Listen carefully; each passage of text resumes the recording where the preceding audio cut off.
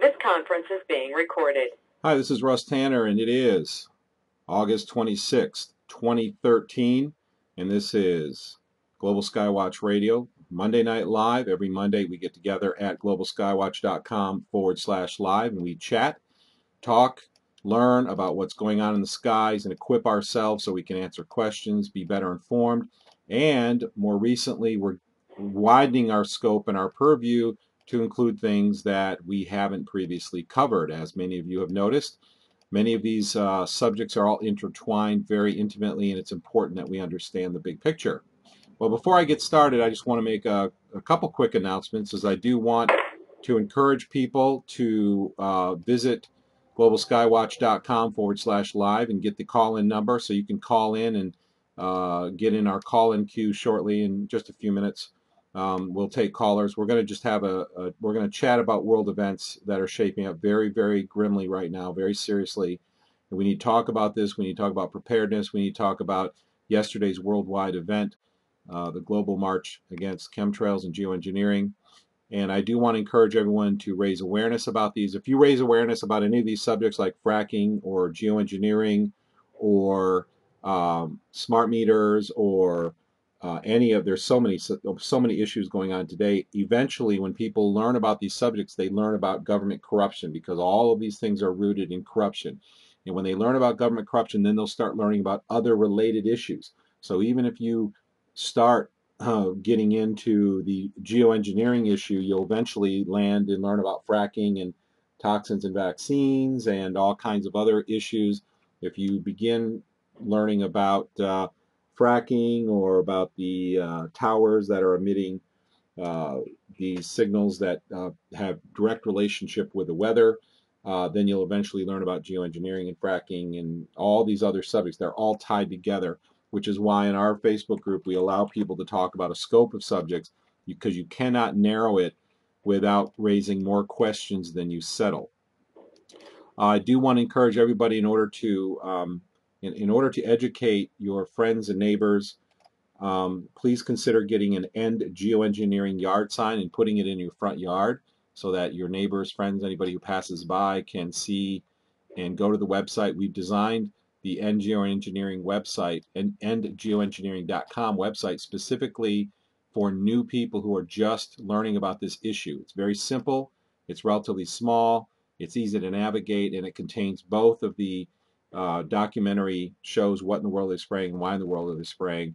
And it also has a very good little mini trailer, a 10-minute introduction on the home page.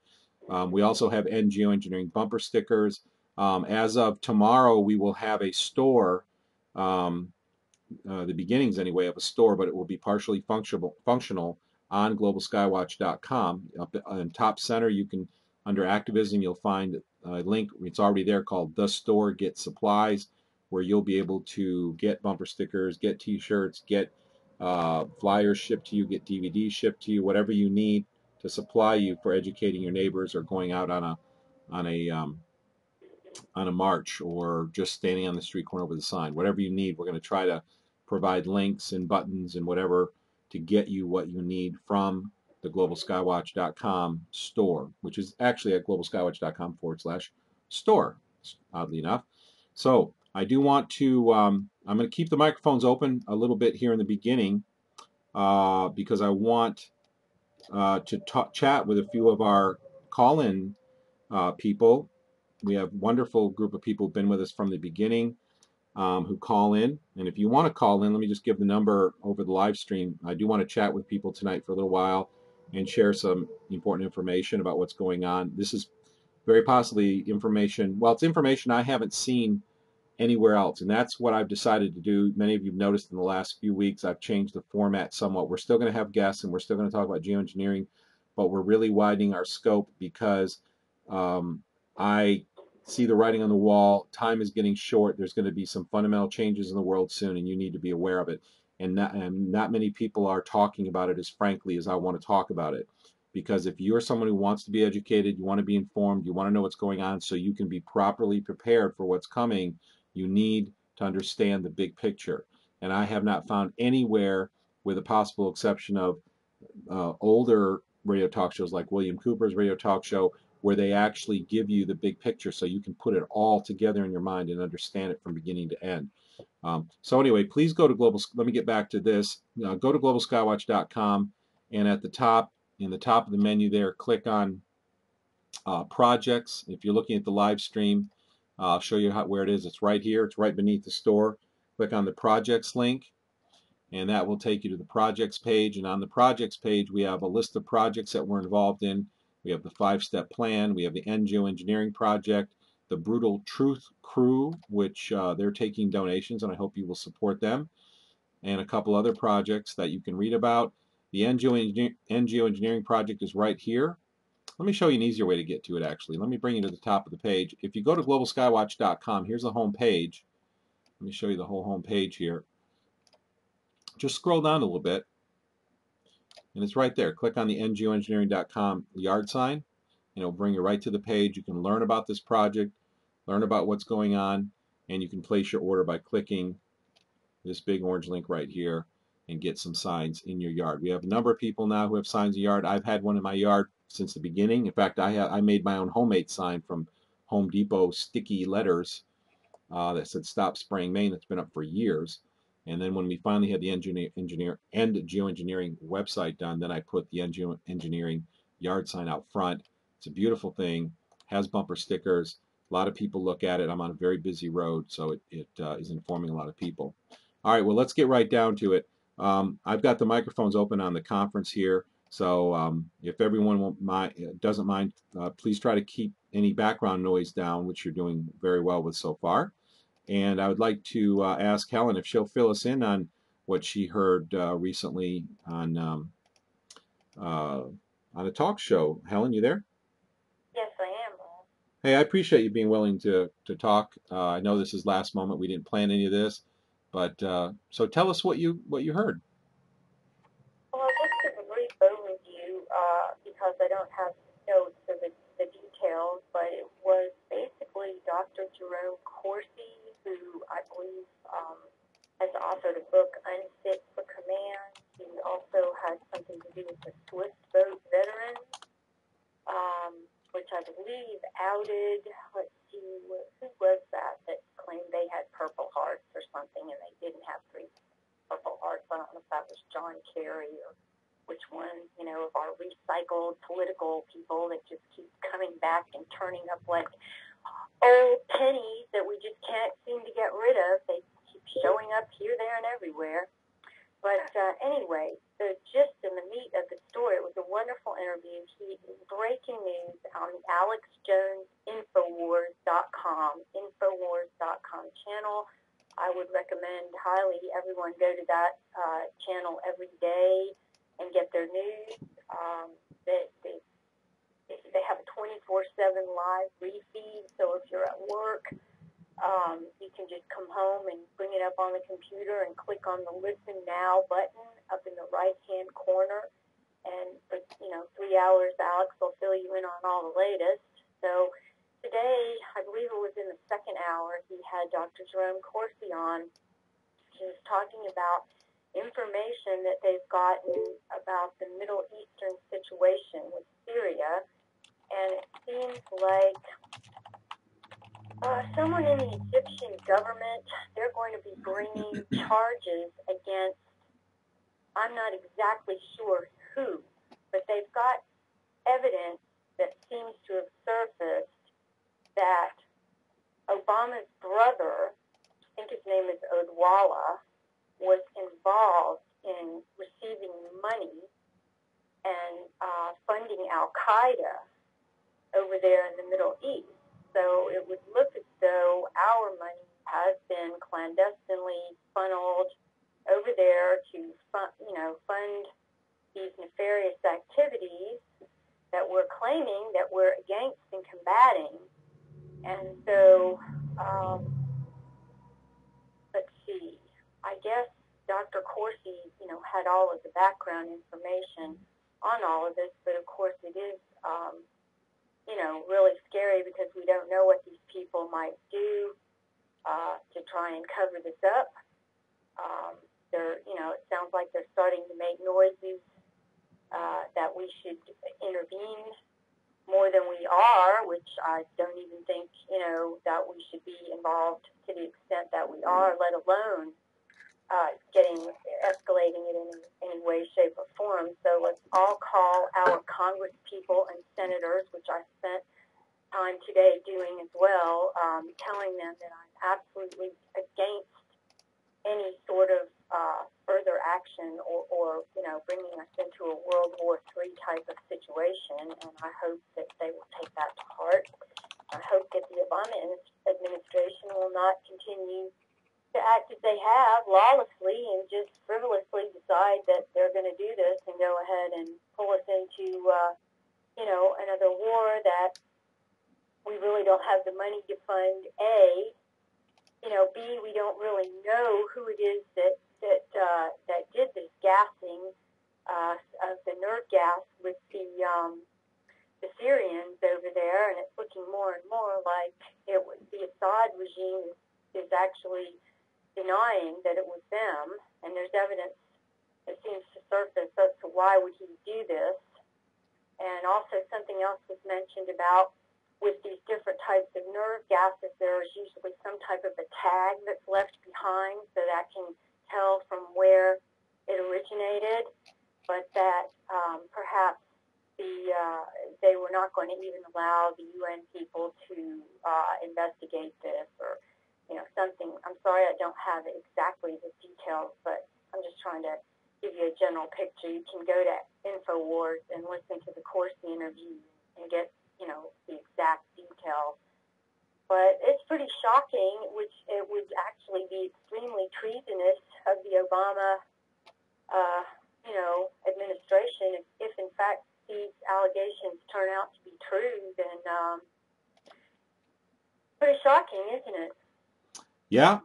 It's in a way it is shocking. In a way it's not, because really in a way it's just par for the course. Because the way that I've seen this, I've watched this politics for a long time, is they seem to have a shortage of people who are willing to do the really bad stuff.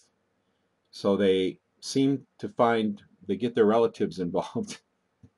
uh, you know, it's just astonishing. I laugh not because it's funny, but because it's just amazing how such a small group of people, it's really not amazing because the way the structure is set up, it allows a small group of people to have a tremendous amount of power and control. So, they have a shortage of people who are willing to do some of the really nasty stuff. Um, you know, Nothing should surprise us. We found, Clinton pardoned everyone and his brother. That was a joke that was going around because he actually did have so many pardons. This is a typical thing that presidents do when they're getting out of office, is they have all these pardons. They pardon all these war criminals and their friends, their buddies, and their relatives, or not just war criminals, but just general criminals in general. So it's an interesting situation to see what's happening with Obama's brother. Um, it's surprising in a way, but it's really not surprising. We expect to see this kind of stuff with the type of corruption that we have going on today. So, um, you know, it's really Yeah. it's really amazing. Any other thoughts? Anything else that you picked up from that you want to share, Helen?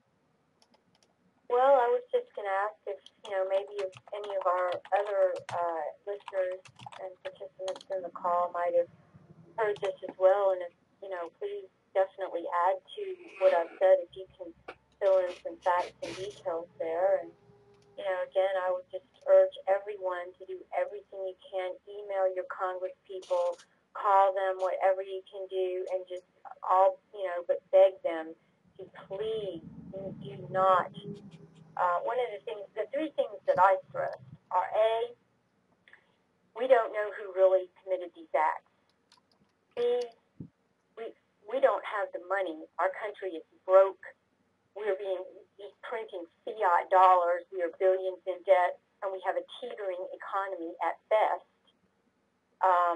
C, and I think with our group, this is the most important thing of all because it ties in the geoengineering, and I did point this out to the people. I said, our own country is being sprayed right now with toxic materials, and before we intervene in any other country's business, and I feel terrible for the children that were gassed and harmed, regardless of who did it, but we need to first take care of our own house and find out who is doing this and get it stopped and take care of our own people and our own country before we, meddle in any further in any other foreign countries' affairs.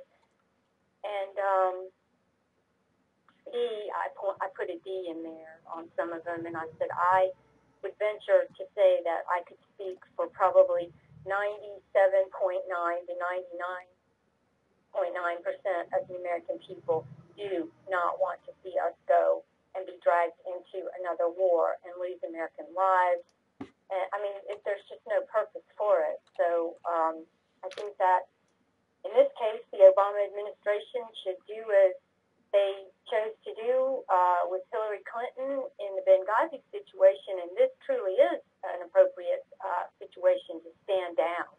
So that would be my advice to my congressman.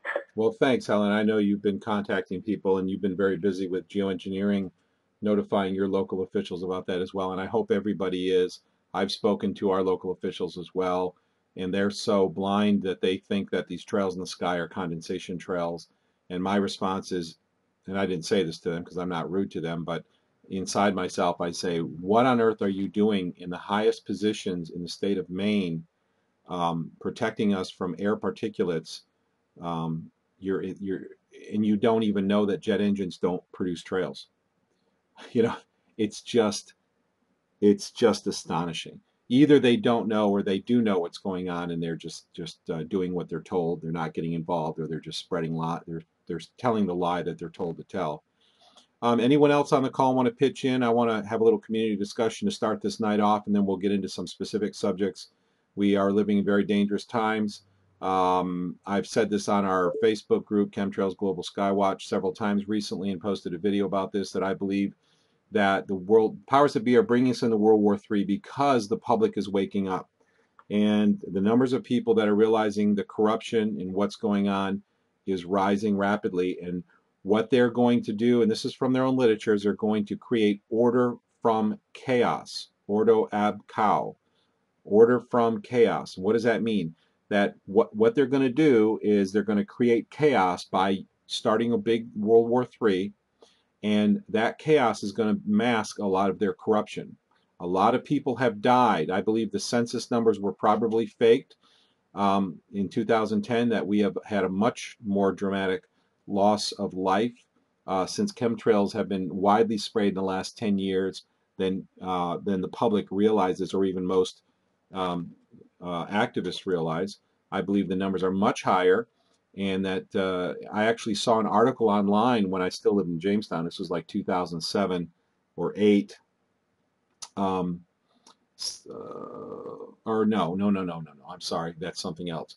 Much more recently, actually, I saw an article, it was after 2010, where somebody had a professor from, I think it was Princeton or something, collected census information.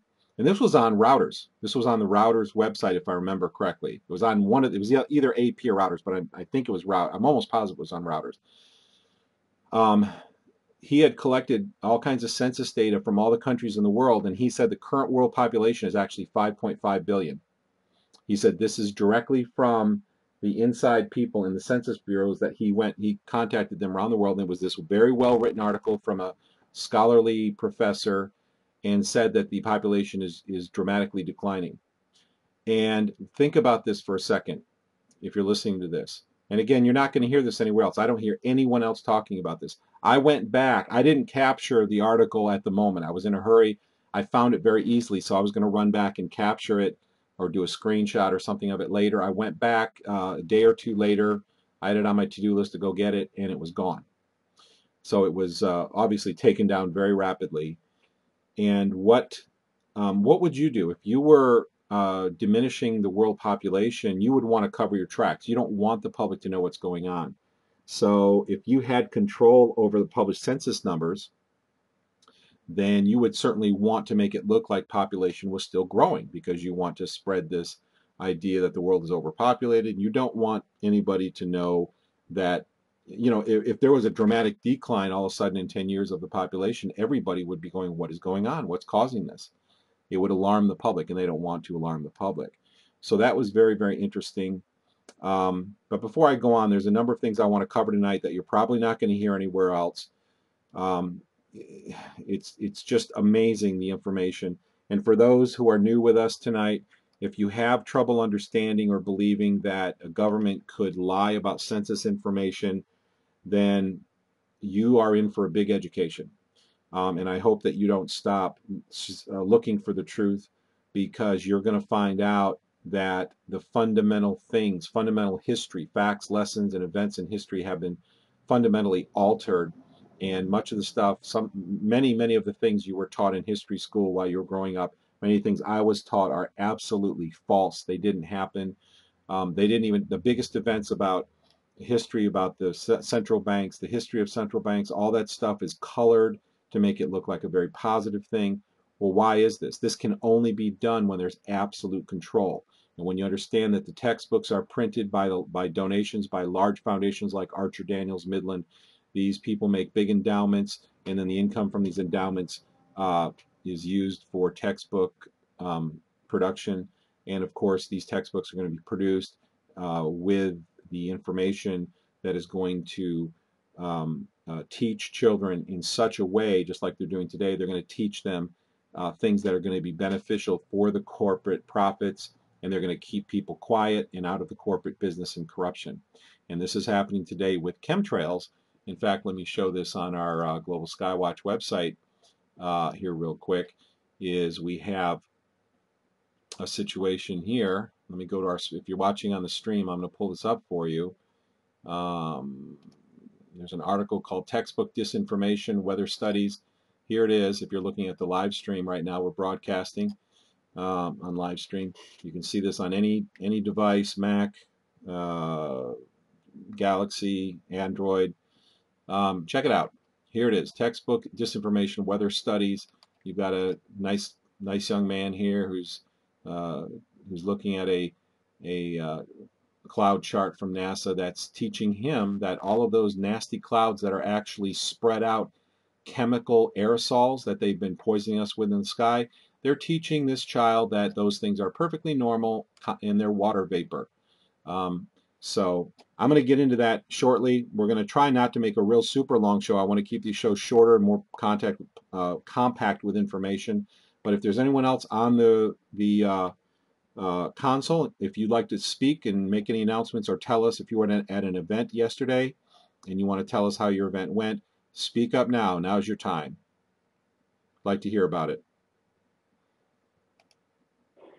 Don't be shy. Got something to say? Want to share something? If not, that's fine. We'll just move along forward. We'll still take calls. I will leave the answer Q&A queue open during the whole show so we can have people chime in, chat, give their opinions along the way. I want to make this a very interactive program when we don't have guests, because like I said, we're going to be sharing information that you probably will not hear in other places.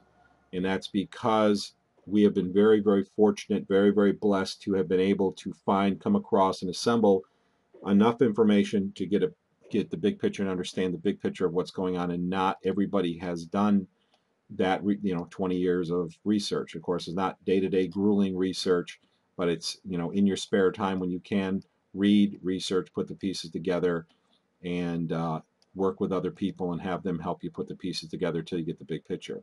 It's very complicated, but yet it's very simple. It's very simple because it's all about power and control. It's very complicated because the way you achieve that kind of control is by controlling the population.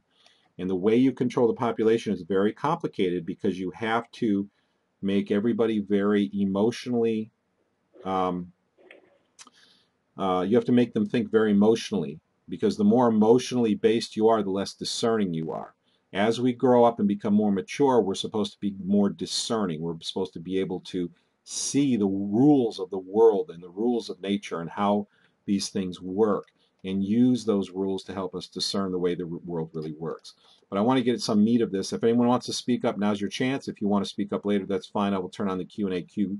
So go ahead. I'll give you 5 seconds if you want to speak up. Anybody want to tell us about what's gone on yesterday, or you just have something on your mind? Floor is yours. Hey, Russ. Hey there. Who's this? Rob Spear. Rob. Rob, good to have you. Good to hear from you. What's going on?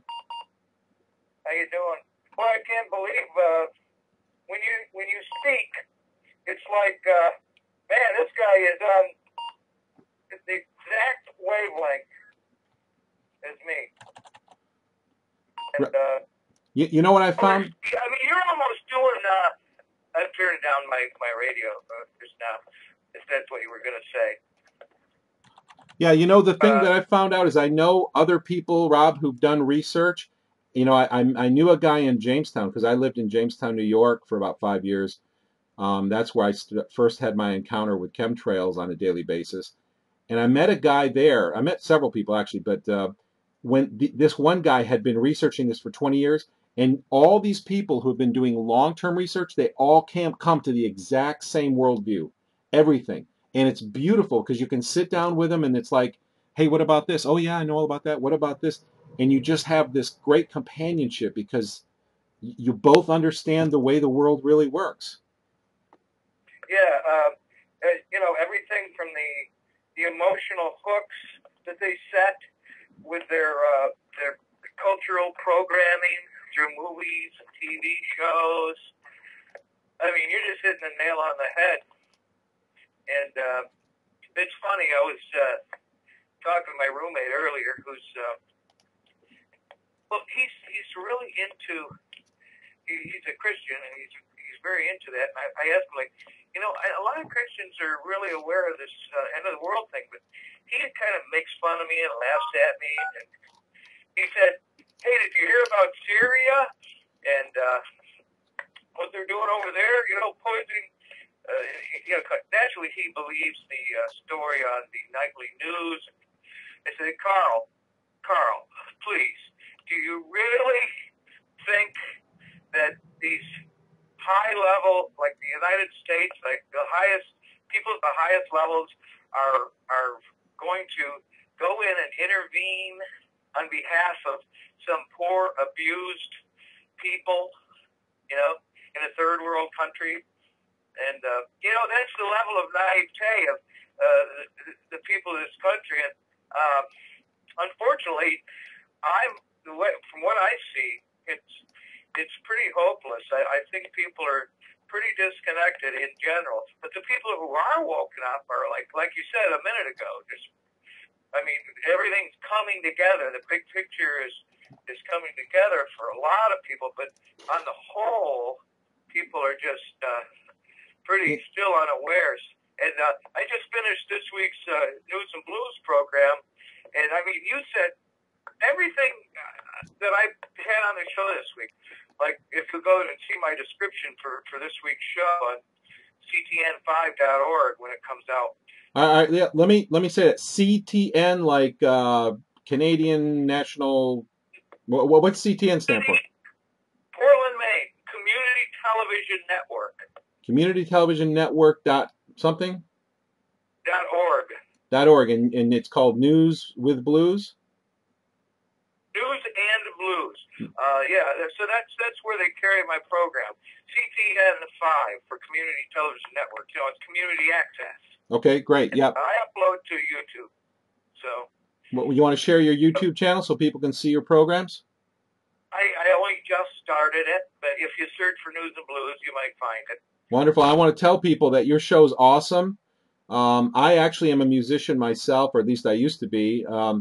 And you do some good playing there. I love hearing the music, good stuff, and then you get into world events. So yeah, go ahead. What were you going to say? Well, I mean, just the way that you know, I kind of make myself watch the nightly news, but I just sit there and I fume because it's so. I mean, all the stories that are so meaningless and they're for distraction. My roommate's listening to me now. Actually, he's leaning out the window and listening to me. He thinks I'm silly. You know, but the way they claim that, oh, we got to go in and save these people, and like people just buy that. I mean, how can people be so naive? But yeah, and they get you emotionally through their the little children, are being hurt. That's right. And I try to explain to them, they have these like all the way back to Mossadegh in 1953, when the CIA, after World War II, these elites just got together and they decided, hey, we're going to have silent weapons for quiet wars. That's right. Like Cooper said. That's right. William Cooper. It's going to be much more efficient. A happy slave is a better slave. That's right. And, the slave who doesn't know he's enslaved is not going to fuss. But right. I want to caution people about InfoWars. For the last year or so, I've been really suspicious of them. In spite of the fact that I still listen to them, and I enjoy listening to people that come on, and I think a lot of his guests are sincere. However, I do think he's playing the role of a Judas goat, if you know what that is. Why don't you explain so people know? Well, a Judas goat was the farmers used to use the goat to help pen the other goats. They would follow the Judas goat into the pens, and then the Judas goat would be let free. And in other words, they're using him. He's been co-opted, is what I believe. So, while most of his stuff may be true, he's probably got a free ticket and a free pass. And it's all part of the big picture, too, in the sense that the people that are aware of it, that's going to contribute to the chaos. And it was funny when you said that. I just had to call in and tell you that on my description of the show this week, I wrote that right in my description, exactly the way you said it. Like they're getting ready to implement a lot of chaos through that flash crash a couple days ago on the stock market, 3 hours flash crash, yep. Flash freeze. It's another red flag to show that the economic, the financial markets are going to start tumbling, gold, silver starting to go up.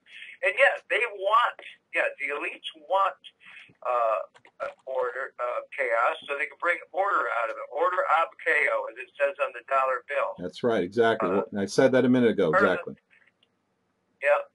And so, you got to be aware of, like, Alex Jones is way too popular now in the mainstream to not be suspicious of him. And then it's funny, Joe Rogan. I've been listening for the last couple of weeks to see if he's mentioned anything about Joe Rogan.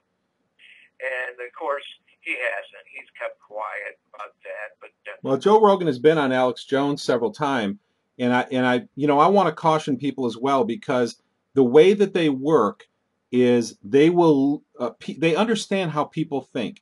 People tend to gather behind another person, just like you were talking about the Judas goat. People follow other people, so they gain this level of trust in a particular person, and then they gather around this person because this person's telling truth, and everything that they say works out, and it all comes together. And then they'll start to shift their direction towards the New World Order. And they bring a lot of people with them.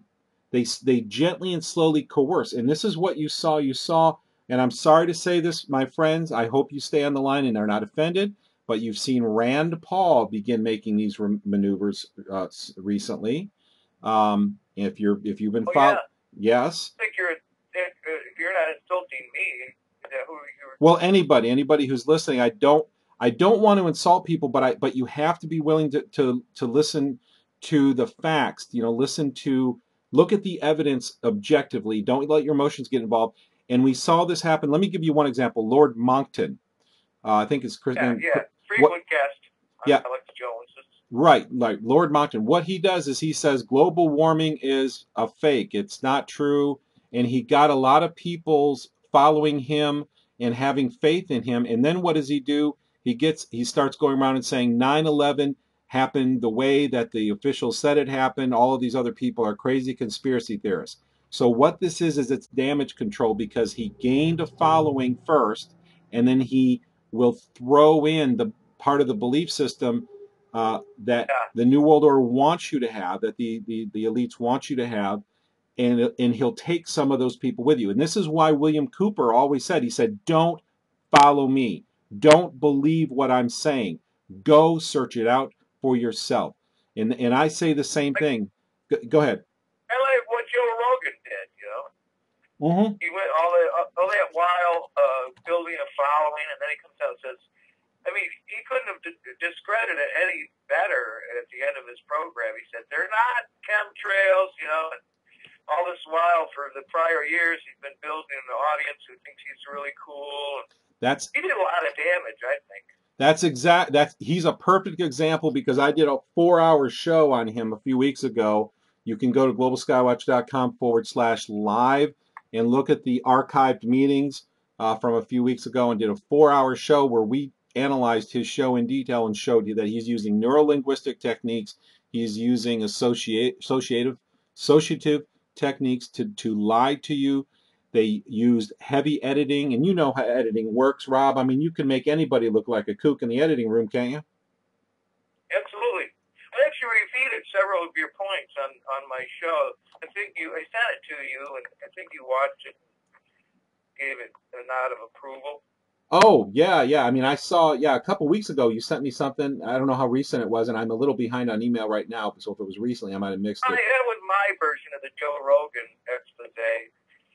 Oh, yeah. Yeah, I saw that. So, you know, but I don't know. It's like, you got to, I mean, one of the big tip-offs is when somebody starts getting really big, and you're seeing them on a major network. I mean, it could be a History Channel, Sci-Fi. They're all big money networks. Yeah. And the bigger exposure they get, the more they have to be suspect. But not to throw the baby out with the bathwater. That's one of my favorite expressions because mine too. There's a lot of truth in that. Yeah, that's Rob. Disinformation. Disinformation. Well, and I totally agree with you, Rob, that what you need to do is look at each piece of information and don't assume that just because somebody has said a lot of true things over the years that suddenly they're going to always keep saying true things, because that's exactly what they do. And don't throw the baby out with the bathwater. If there is someone who presents good information, because they do, the most effective lie is 95% truth. So glean that 95% truth, and then when you hear that lie, go research it and find out what's really going on. And this is true of anybody. Cooper was really big at expounding this idea as well, and I love the fact that people are understanding that. Let me bring this point up too, Rob, and tell me what you think of this. Is that on our Facebook group? Our Facebook group is called Chemtrails Global Skywatch, and I put the word chemtrails in front because a lot of people search for chemtrails, and I want them to be able to find our group. So I want that word as kind of a trigger word in there. So it's called Chemtrails Global Skywatch. We allow the discussion of a lot of different subjects on there, and it's been a kind of some people like that and some people don't. But here's why it's important, and this is also why I'm having this type of a discussion on the Global Skywatch radio forum here. Because if you go to somebody and you say, hey, the government is spraying toxins in the sky, one of the first things you might hear from someone is the government would never do that unless there was a good reason. Or you might hear, well, they would never do that, that's condensation trails. Or, well, if it was really happening, I'd hear about it on the news. So there are all of these logical contingencies that make it very easy for people just to say, no, I'm not going to believe that, I'm not even going to look into it because it's ridiculous. The thing is that when you actually analyze each one of those objections, you start realizing that each one of those objections are completely based on a false premise. So it's like a piece of puzzle, and I talked about this a couple weeks ago. It's like a big puzzle. And if you present a piece to the puzzle that doesn't fit the rest of the puzzle, then you have to do one of a couple things. You have to say that either the other pieces are bad or the new piece coming in is bad. And so much of what we believe today have been conditioned from textbooks, from schooling, mainstream media. Dennis has been taught mercury is fine, doesn't hurt you. MSN actually did a story in the heat of all the vaccine injuries that mercury can actually be beneficial for children. Absolutely incredibly ridiculous information that has no scientific backing. But when they present all of this information to you, if you just you start uprooting the pieces of the other pieces of someone's puzzle. So you have to be willing to say, if they say something like, well, mainstream media would tell us that was going on. Now you have a whole new issue you have to deal with. you have to say to that person, well, mainstream media is completely controlled. And they'll be like, well, that can't be true because, we know that the press is free and we know this, that, and the other. And it's like, no, let me show you why. And if they're patient enough and they're analytical enough and they're willing to sit down and look at the evidence, they will very quickly see that not only does mainstream media lie all the time, and I know this because I'm in the alternative health industry, and there is no area that they lie about more than that. I mean, just lie about study. I mean, they just lie, outright lie. I wish people, more people are seeing it. There's all-time low ratings with mainstream media right now. So when you help people see that other piece of the puzzle, that now that piece of the puzzle is no longer, well, gee, I would know because mainstream media would tell me. Now they go, wow, okay, so I might not know. So now the chemtrail thing looks a little more feasible. But now there's another piece of this puzzle over here that doesn't fit. Like for instance, the government wouldn't do that if it was, if it was bad for you. Well, let's get rid of that piece of the puzzle by educating you and saying, well, look at the history of the government. The government has virtually promoted the use of mercury in vaccines and amalgam fillings, despite all of the evidence that never should have been done and how toxic it is. They have promoted, and I could go on a long list, but you show this person that history shows that the government has not acted in the best interest of the people in countless situations, and uh, acts these acts that have been harmful to people have been covered up by mainstream media. So then that changes that piece of the puzzle where they can start to conclude, wow, um, the government doesn't always act in my best interest. So now the chemtrail puzzle fits a little bit better. But now there's another little piece over here that may be a little off. So my whole point in saying this is that you have to be willing to talk about other subjects because you can't just change one piece of the puzzle. You have to change the whole puzzle because it's all tightly connected together. What do you think, Rob? Oh yeah, absolutely. I resonated with that. I like the way you include the whole picture of all the other things. The vaccine, the eugenics programs that are in place, and just the whole picture. And so many people get locked into like that doomsday preppers program where the guy says, I'm preparing for an EMP, an electromagnetic pulse. And they seem to focus on this one thing to the exclusion of anything else. But you're talking about a deductive reasoning, like those people who can overcome a thing called cognitive dissonance, which is a deeply held belief system that is being challenged. And again, there's your emotional hook in place there. So cognitive dissonance is a huge obstacle to be overcome. Then those that do overcome that, then they can begin a process of deductive reasoning, like you were saying, and put together these different, with the help of somebody like you or me, and right. So right, absolutely. You're well aware of that too.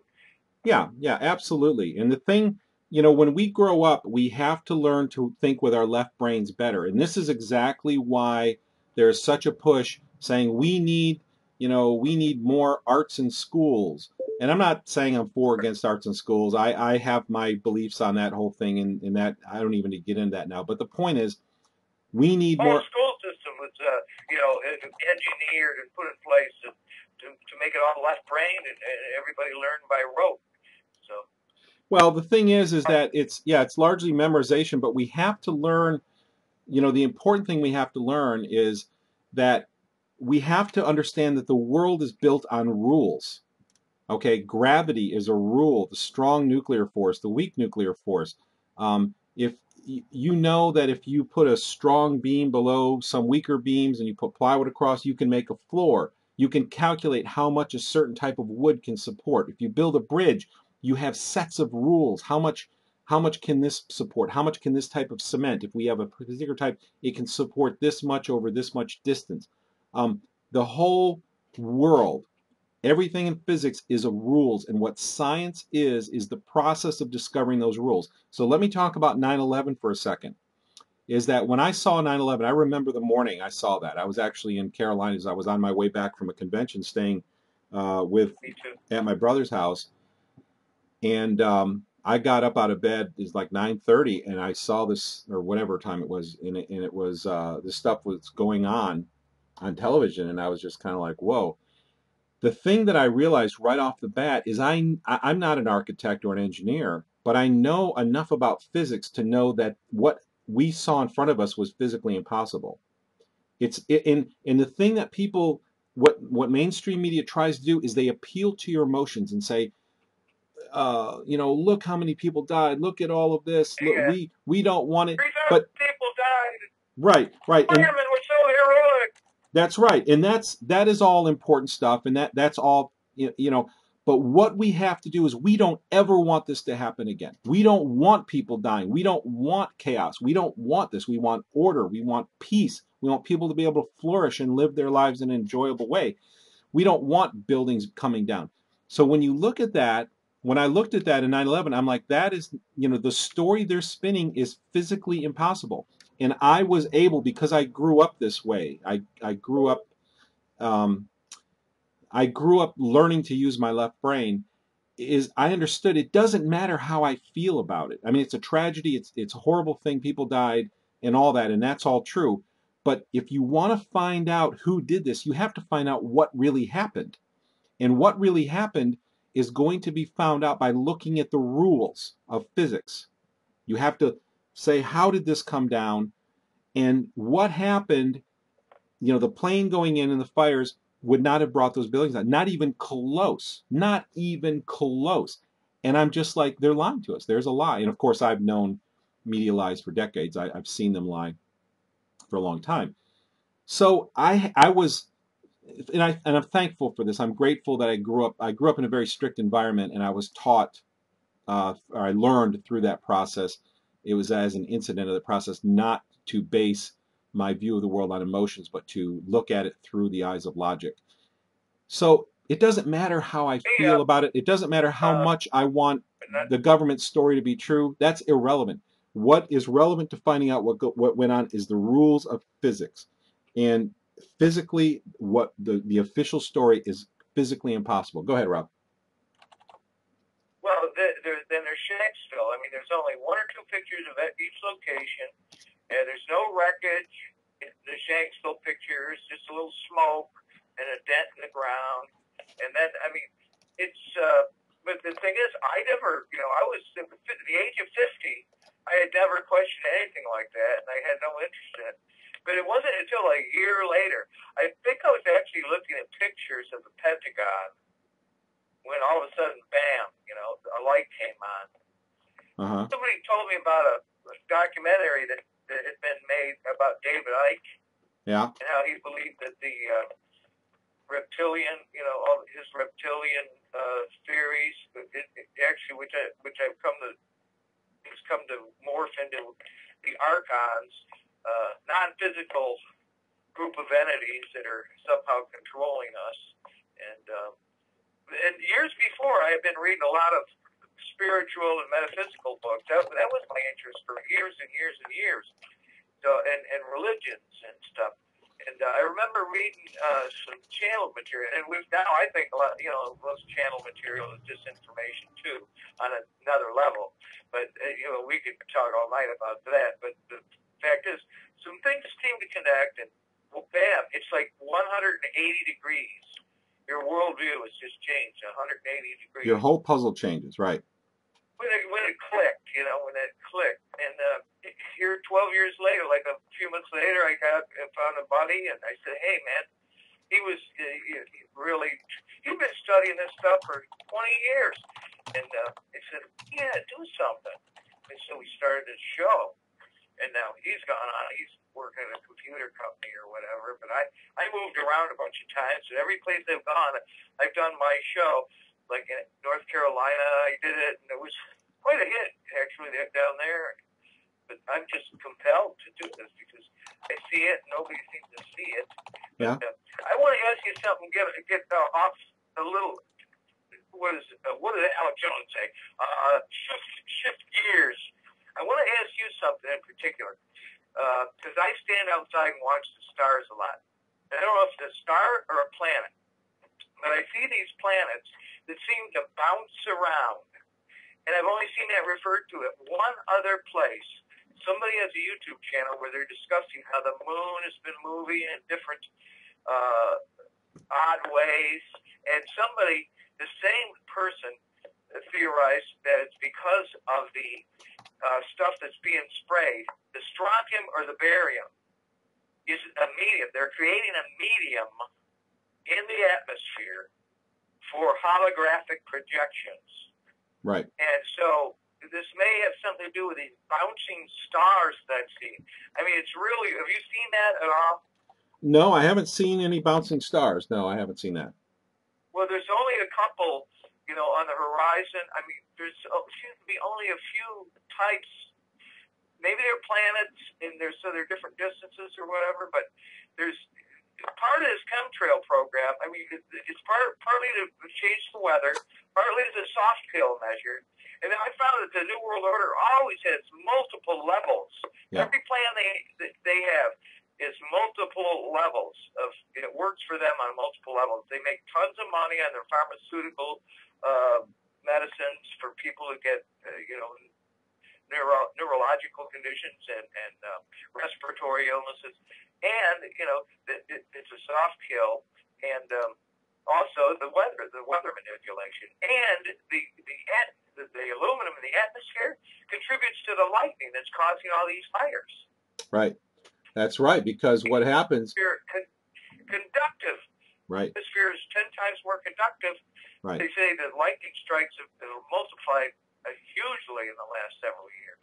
Right. And one of the other things it's doing is like they're creating a medium in the atmosphere, which they can use this Project Bluebeam. It's been called. It's a holographic projection where they're going to project religious figures in the sky and fake, fool people into thinking that the rapture is coming, stuff like that. Have you heard any of that? I'm actually extremely familiar with that. Absolutely. Now. Yeah, I mean that's some mind-blowing stuff, isn't it? It is mind-blowing, but you see, and I've gone over this. I hope people listening to this will go back over. There's several shows, probably 3 or 4 shows, or 2 or 3 shows I've had in the last 6 weeks or so that get very much in depth. I've also been on Hans Oeller's show and talked for 3 hours, actually 5, and he edited it down to 3 hours about this kind of thing. What is Project Bluebeam? Well, let me give everybody a puzzle changer, and I love talking about this stuff.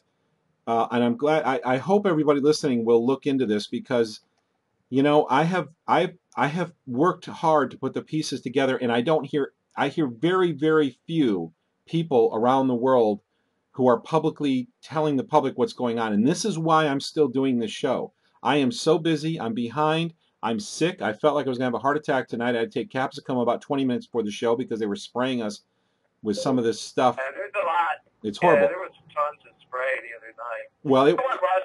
I'm running out of juice here on my phone. Okay. So I'm going to let you go, and you take the floor, and maybe somebody else can say a few words. Well, you got it, man. Right. Plug your show. CTN what is it? Well, it's a community television network in Portland, and it's Channel 5. So it's the URL is CTN Community Television Network 5.org, and just search on that website for News and Blues, and you'll find my show, a whole archive. Every show I've done since I've been in Maine, 37 shows.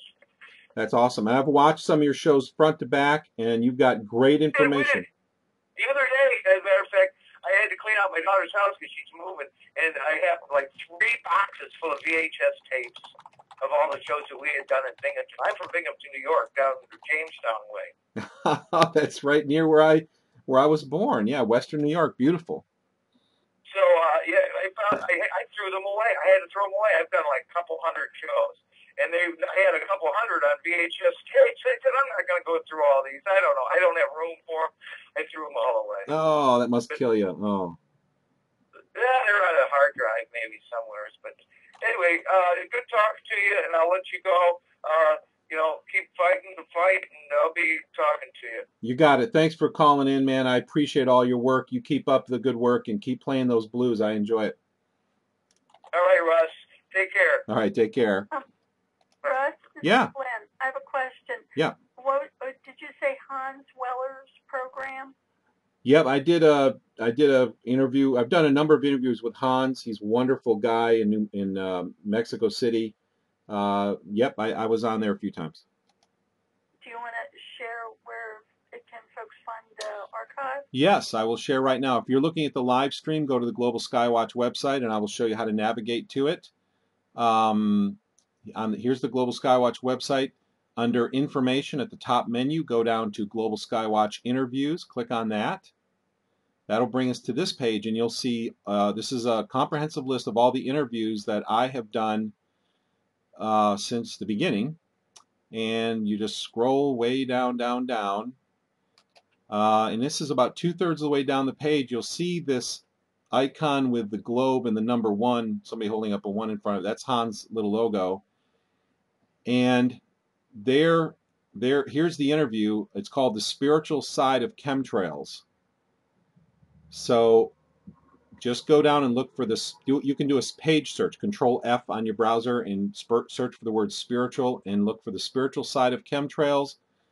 Click on that, and that'll bring you right to the page where there's the YouTube there. And this is one of the few videos where I actually have video of myself, Hans broadcast video of me at my desk talking. So we can. I don't like to broadcast my face. I'm not really a public person by nature. But anyway, so that's where you can find it.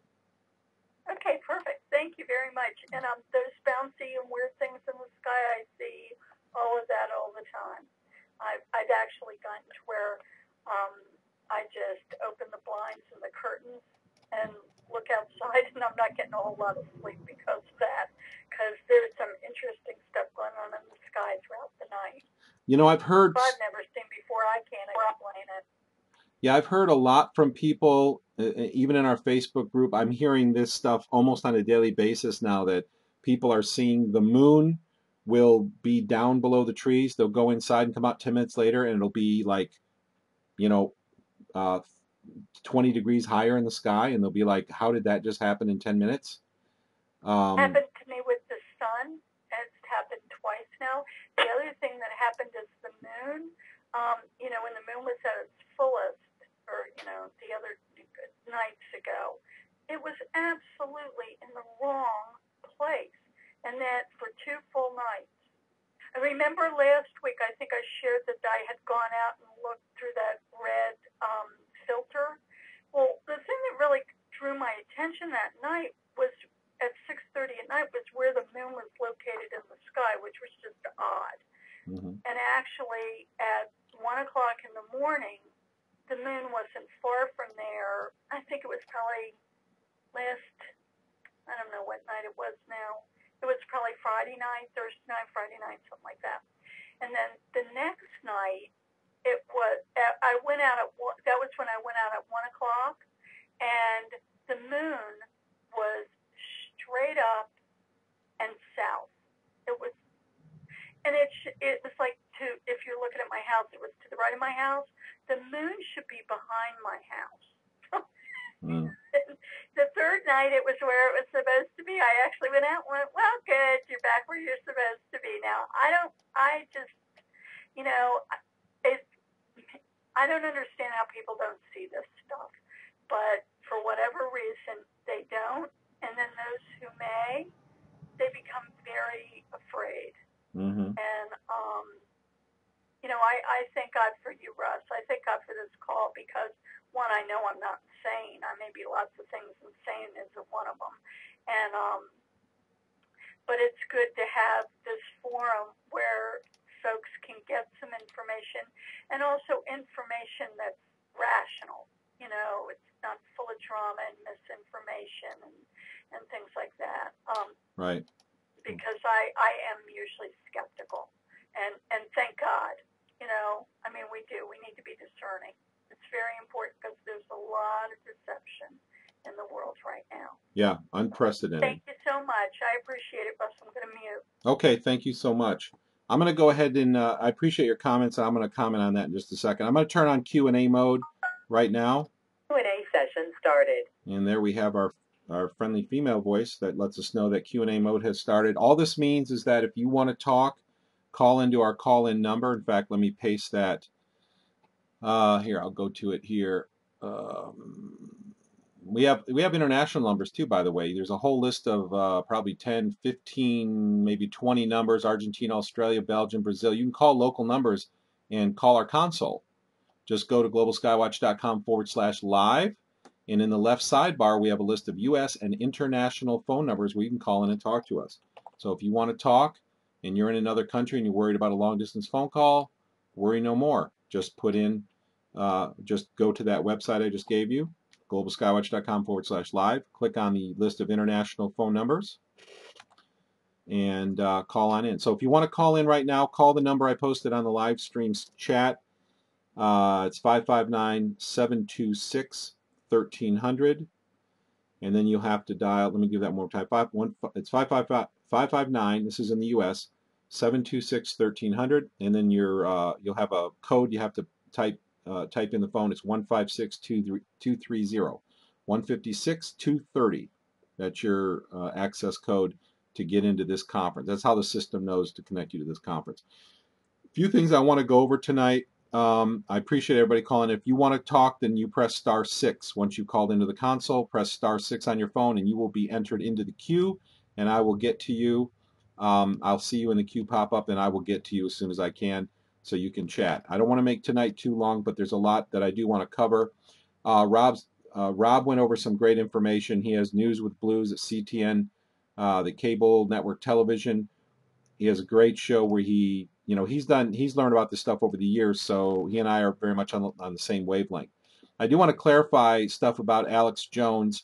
I just want people to be aware. A lot of people ask me, do you think he's a good guy? Do you think he's a bad guy?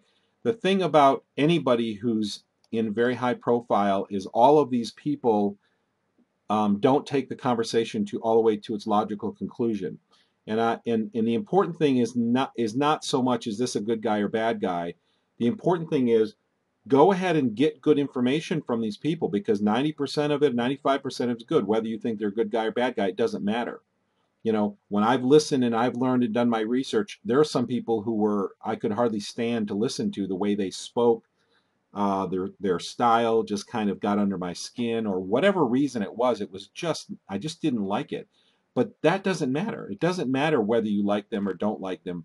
The important thing is that you check out the information and don't follow, don't assume just because there's somebody who's been telling the truth for a long time that they're always going to be right or they're always going to be honest.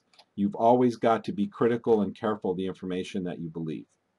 All right. So, it's the important thing is the information. There's a line from an old movie called Stigmata, which was an interesting movie. It was kind of a hit during my time. I date myself a little bit. If you ever seen the movie Stigmata, there's an Italian priest who comes out and he says, "Le messaggero è importante," which means the messenger is not important. It's not the messenger, it's the message. And this is what I like to try to tell people is the information that we're putting out. You have to understand the way things work in order for you to make wise decisions in your life. And the only reason why we have a situation today, and this is the pivot point on the fulcrum. The pivot point is the fact that the majority of people still believe mainstream media is being honest and that government is still having integrity. I don't think it's a vast majority, it's a small majority these days. But that is what gives them their power. And I don't mean gives them power in a spiritual sense, it gives them power in a very practical sense. Because if you believe what you see on mainstream media, if you believe, for instance, one week I took note of everything I saw that mainstream media said was something that you should do for your health. They were saying that, for 1 week. And it was just absolutely laughable. And I did this because I wanted to write an article about it, saying this is what mainstream media, with the technology and the knowledge we have and the research we have, there should be virtually no illness today. It should be 98% gone. We have the technology to do that. The problem is that sickness is extremely profitable. You'll spend $500 to fix your car, but you'll spend $50,000 to fix your body. And that's why it's profitable. But anyway, the important thing is, discerning the information uh, and look at the information on its own. Let me jump to a few things I wanted to cover. I talked with Rob with. If you want to jump in on the conversation, just press *6 and you'll be entered in the queue, and I will get to you shortly. But I'm compelled. Again, I'm not a very public person. I've never ever saw myself talking like this. I feel this is a very uncomfortable thing for me because I don't. I don't know. I want to be humble. I want to keep a very humble stance in my life because that's how you learn. And I want to learn. I want to understand the world. And to be speaking almost feels arrogant to me. And I don't ever want to be that way. Arrogance is a yucky thing to me. It's very hindering for you as well. But anyway, let me finish the point I was making about how what you believe in is very. I'm sorry to be jumping around, but I want to finish this point. I realized I didn't finish it. Is that what empowers mainstream media is because the majority of people in those small majorities still believe that. So if you believe what they say about health, like one of the things they said in this series of 5 days where I jotted down everything they said is healthy is you should eat candy bars, have at least one a day. You should make sure you're drinking plenty of coffee. And this was back in Jamestown, so this was before 2008. I can't remember the rest of them, but they were right along the same lines. It was like, eat candy bars, drink coffee. All 5 days they actually told you to do things that were bad for your health. And that's not to say that if you're diabetic, you shouldn't make sure your sugar's right. So, but I think we're all wise enough to understand that's not what I'm talking about. I'm talking about in general. And if people believe that mainstream media is being honest, then they will act in a way, they will believe that information, and everything you believe, everything you do is governed by what you believe. And if you don't believe that, then you don't yet understand how you as a human being work. And I don't mean that in an arrogant way. I really truly want people to understand themselves. That's why the old Greek adage says, know thyself. Once you know yourself, it changes the way you look at everybody. It makes you humble. It puts your feet right on the ground. And it's a very important thing to do. So this is the principle. If you believe something, it changes the way you act. That's why there is advertising. For instance, when I watch a car commercial, what I'm interested in, because I'm a real left brain guy, is I want to know, well, what kind of steel did you use? How much does it weigh? What kind of tolerances do you have in the engine? There's a lot of technical information that would be very useful in determining what car is better than another. And I'm a researcher. If I'm going to buy a flat screen TV, I will sit down for 3 hours and I will research. I will read reviews. I will gather every bit of information, and I will make a decision. And when I get that flat screen, I shouldn't say TV monitor because I don't watch much TV at all. If I buy a flat screen monitor, that monitor is going to last me for 5 years. I'm never going to have a problem with it. I'm going to know it's non-glare. I know it's the right resolution. There are no surprises when you understand everything. It's because you've looked at the statistic, you looked at all the rules. But what they do in car commercials, instead of doing that, is they tell you that if you buy this car, then you're going to have more attraction with the opposite sex. You're going to make more money. It's going to be good for business. Your work, your colleagues at work are going to look up to you. These are all emotional issues. They're not telling you anything really about the car. They're just saying this is the benefit the car is going to bring you. And most of them are kind of ridiculous. But that's how advertising tries to affect you is they try to plant these beliefs in your mind so that when you go and you're looking for that car, or you're looking for cars, and you see that car, that commercial set up an association in your mind that says, wow, if I buy this car, it's looked up at because this is a well-esteemed car, and people at work are going to look up to me. I'm going to be attractive to opposite sex. All these associations are set up. And so that's an example of how something you believe in your mind affects the way you behave. And it doesn't matter whether you believe it consciously or subconsciously. In fact, that's the biggest process of knowing yourself, hence the biggest process of knowing other people. The biggest first step you take in knowing other people is knowing yourself. But the biggest single process in knowing yourself is digging down inside yourself and learning all of your subconscious beliefs. You have many of these things that you believe that you don't even realize you believe. They were just associations that have been set up in you throughout your life. And you have behaved in your life with the assumption that that association was true. And you were not able to discern it because you didn't even know it existed. That's why subconscious beliefs are so powerful and they affect behavior so profoundly. This is why subconscious advertising is against the law, even though I believe it's replete. It's all over the place. It's used all the time, and it's not enforced. The illegality of it is not enforced. But it's very, very powerful because it sets up associations, which sets up beliefs, which controls your behavior. And the behavior that a car company wants to do is they want you to buy a car. The behavior that government wants you to do, like NPR did an article very recently saying that there are no chemtrails, they are condensation trails. I don't know if anybody saw that, but that just happened, I think, in the last week.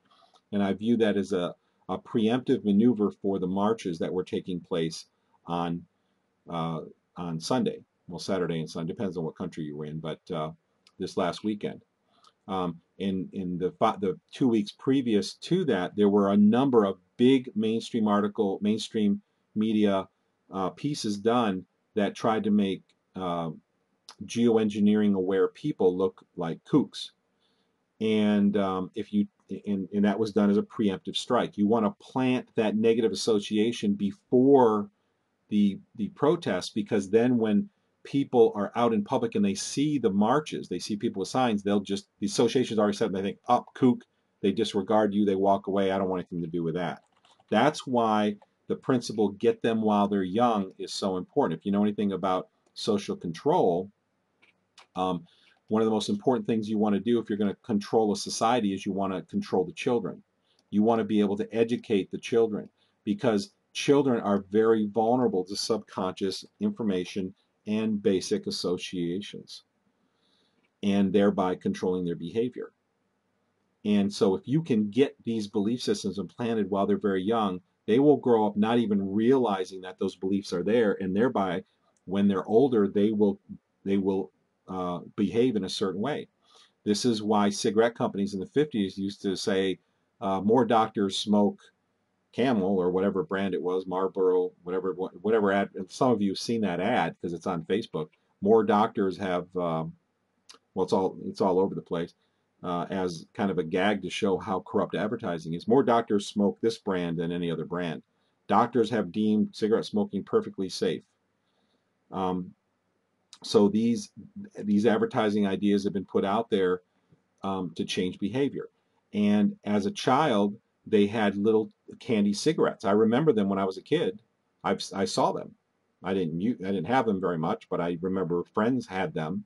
And they came in these little metal flip top containers, and you would take it out, look like a little cigarette, and you could act like you were smoking, and then you could chew it like candy. It was some kind of like a chewy candy thing. And what did it do? It sets up a behavior pattern. It sets up an association. You're going to associate that sweet flavor with a cigarette. And so it's going to greatly increase the chances that you're going to smoke later in life. And when you grow up, if you don't know how you work, you don't even know that you've been controlled. You've been influenced at the very least. You've been influenced, your behavior's been influenced, and it's affected the quality of your life. And that's critical to understand. And in that vein, in just a minute, I'm going to go over the news. I'm going to show you I'm just going to look at CNN. We're going to take a look at CNN, see what's going on. And this is all done by fair use. This is the fair use warning. Any video or things that we show are all fair use. We're making commentary and critical analysis of this information. But I'm going to go over some articles of CNN and show you how to look at the news, how the news is disinforming you by association. I have a few notes that when I was talking to Rob, some issues came up. I'm going to cover these real quick so we don't miss them because these are really important issues. Rob brought up Project Bluebeam. I want to show a little clip from a video about Project Bluebeam. Project Bluebeam is, and we knew about this back. I came across Project Bluebeam back in the 80s, in the earlier days of my research.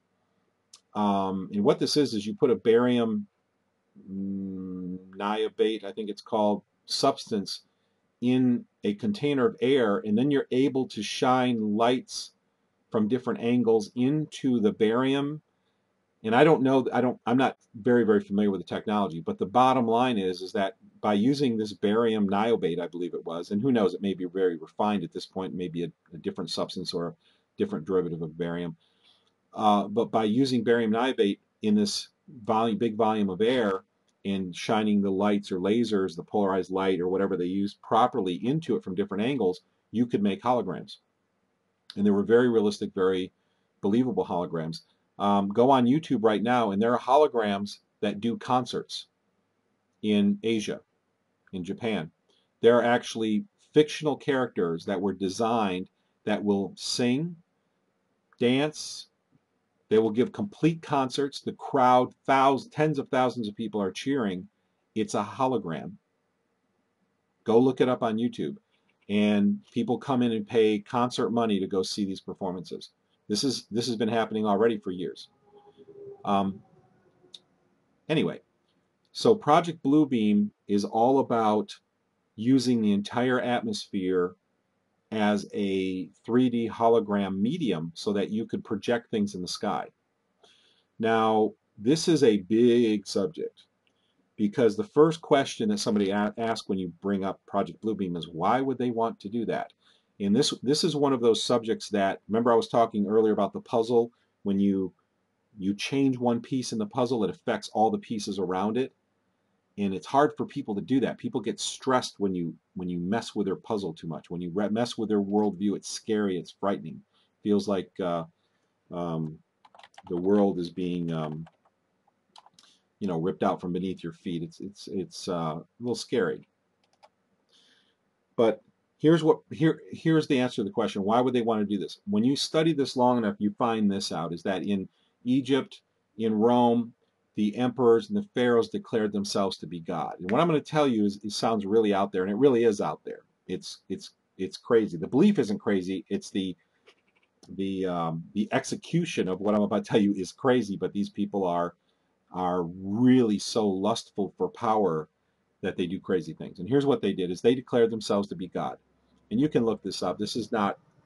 This is well known. Egyptian pharaohs did this. Roman emperors did this. And the reason they did this is because it gives them the right to subvert any existing law. It gives them absolute power. They can kill off all their opponents. It gave them power, incredible power.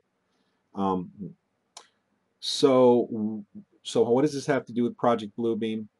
The reason I'm telling you this, and the reason why I'm opening the subject barrier on this geoengineering forum, is because if you don't understand all of the pieces, you're not going to understand.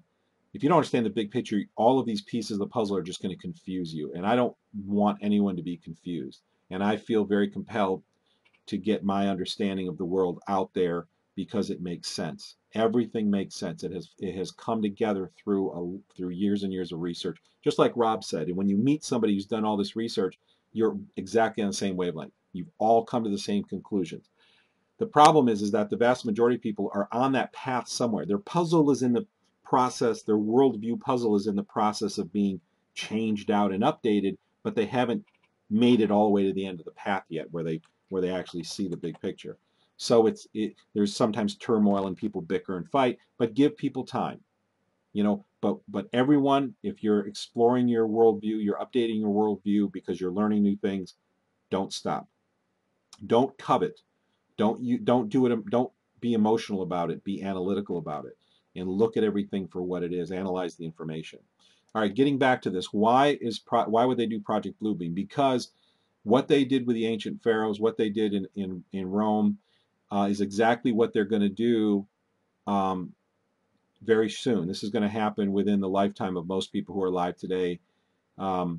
surprisingly soon, I believe, but I don't know how soon. I don't know the timelines. Very few people know timelines because they shift constantly based on their progress technology, their progress with their technology.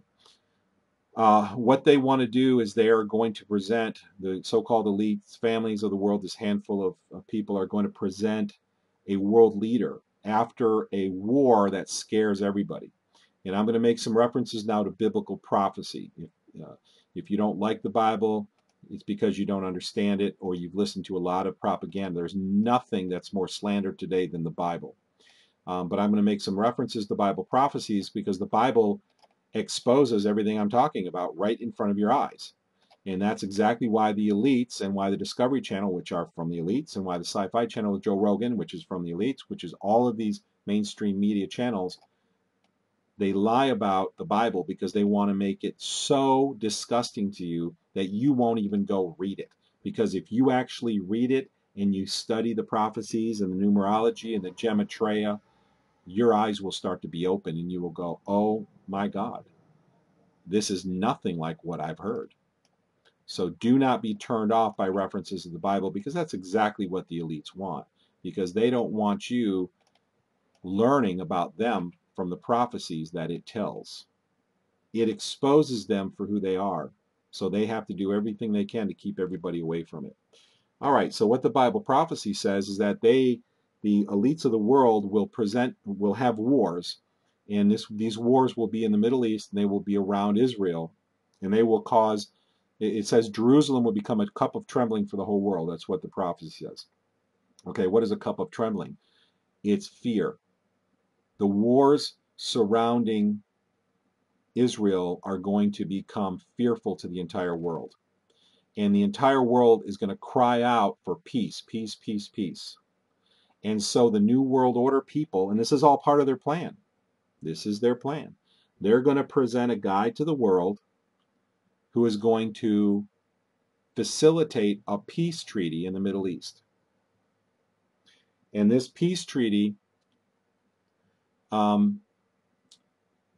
this guy who signs the peace treaty is going to present himself as a Messiah or as a Christ. They have changed the whole meaning of the words of Christ and Messiah or the devil and Satan. They've redefined these words because they want their belief system, which is the mystery schools, to sound more intelligent than the Bible. And the only way they could do it is by redefining some terms. And that's what they did. But nevertheless, this guy who presents this peace treaty, they want him to be the front man. He's going to be like kind of like the guy who saves the world. And of course, there's no shortage of movies today of guys who save the world. Or you can watch series like 24 with Jack Bauer, who is played by Kiefer Sutherland. You know, constantly, how many times does this guy save the world, right? And these other series of people who save the world, or superheroes who save the world. The theme about saving the world is going on all the time. It's in Saturday morning cartoons, and there's a reason for this. Because this is a normalization technique. This is an association technique that's being used by media to acclimate everybody to this concept, because this is what they're going to do. And when this man steps forward, he's going to say, I am a Messiah. I am a Christ. And he's going to say, there are many Christs. This is what he's going to say. But what they're going to do when they have, and I'm simplifying this a lot because there's going to be a lot of interesting, complex things that happen. But I'm putting this in a nice little package so that when you see it, you'll recognize it. When this guy proclaims himself to be a Christ, a Messiah, there are going to be signs in the heavens. There are going to be great signs and wonders. And the Bible prophecy calls them lying signs and wonders. They are signs in the heavens. They are things that are, but they're lying. They're not real signs. They're not real miracles. They are lying signs and wonders. And Project Bluebeam is a perfect candidate for signs and wonders. An ionized atmosphere. What would you think about a guy who can point to someone? What if you charge the atmosphere enough so that lightning was imminent to strike, and then you ionize a beam through the air. Think about this. You ionize the air with a laser, because you can use a laser to actually charge particles in the air, and that becomes the path for lightning. And you can do this with a Jacob's ladder, which is, I don't know if anybody knows who that, but that's kind of like that Frankenstein looking thing where you see an arc of lightning go up between the two rods that spreads out over time. You can actually have two rods that are highly charged with opposite electrical charges. And if you take a laser and you shine it so that that goes right next to both rods, it will flash a discharge along that path. And the reason it will do that is because you're ionizing the air, and in order for that discharge to take place, you need a column of ionized air for the discharge path. It makes it less resistant to the path of lightning. So what if you had an ionized air, which we do now? We've got all this barium, aluminum, and other metals in the air. We've got great electrical discharges that can be generated in the air. And you had some guy claiming to be God, and he points at some guy and says, "You're die, you horrible guy." Let's say he's a Christian, because they don't like Christians. They're going to really persecute Christians. This is already happening in some parts of the world right now. So he points to the guy, and lightning strikes him. What do you think the world is going to do? And this is all televised. They're going to look at this guy and be absolutely stunned. And they're going to believe he has superpowers. And what the Bible is warning you is saying, do not be beguiled by this guy. These are lying signs and wonders. These are fake miracles by technology. This is why it was said, you might hear that advanced technology is indistinguishable from magic when viewed by a primitive culture. What does that mean? Well, if you are in a primitive culture, let's say you go to an indigenous tribe that has never seen a radio, and yet you're making your voice travel from this device to that device, it looks like magic to them because they have no concept of technology. Well, if you take that forward and you realize right now that the military technology is 30 to 50 years beyond what we have right now, which is big, because 30 years of the rate of growth of technology at the rate we have today is an incredible advance in technology. Why do we have such a schism?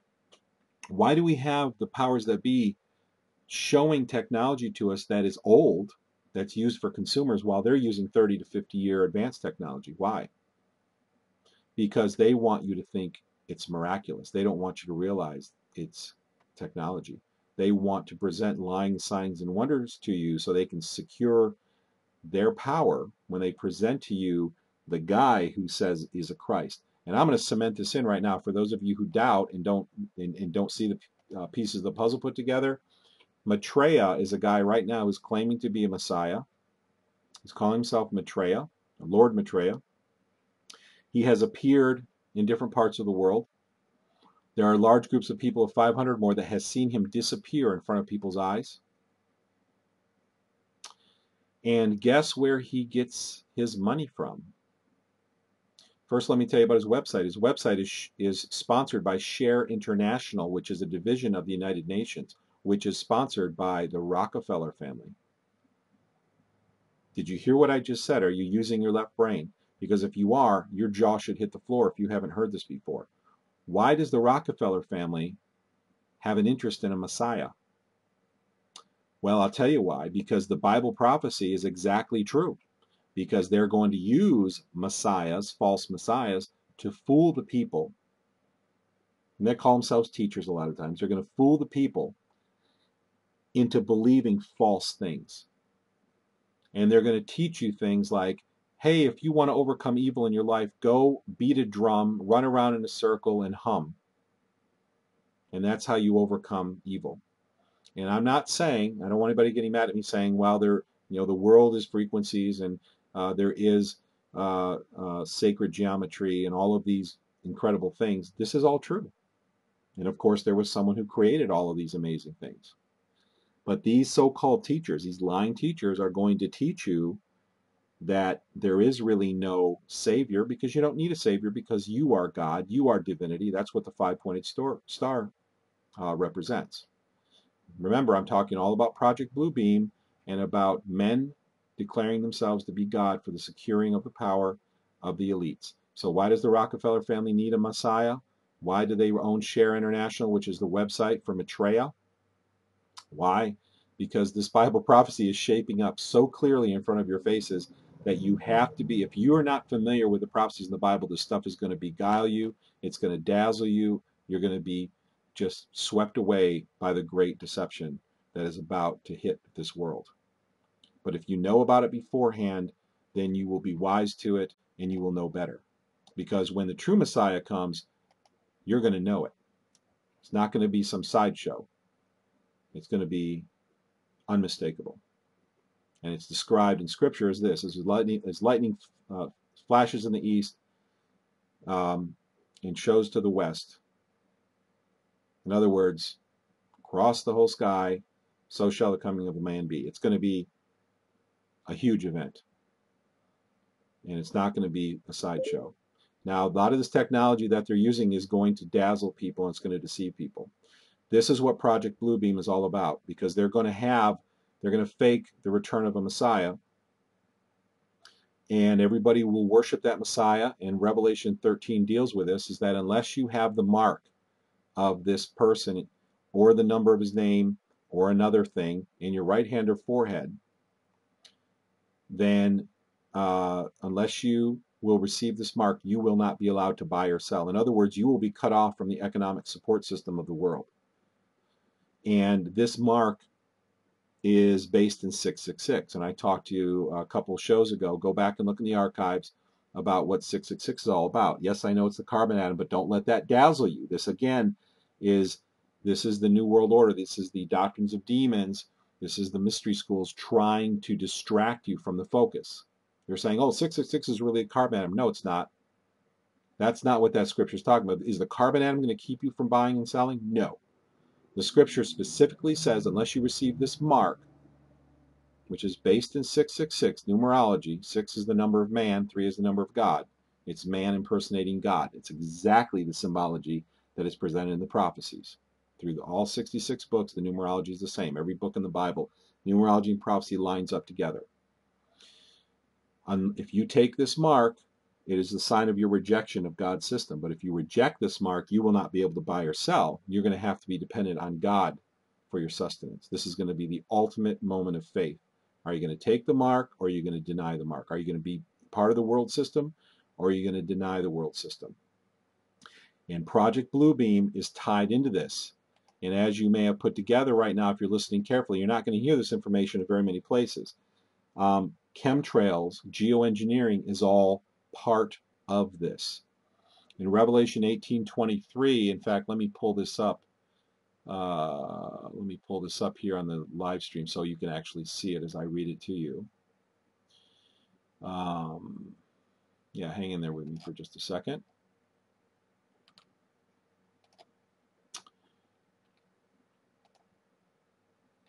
All right, let me show you where the Bible specifically talks about this in Revelation 18:23.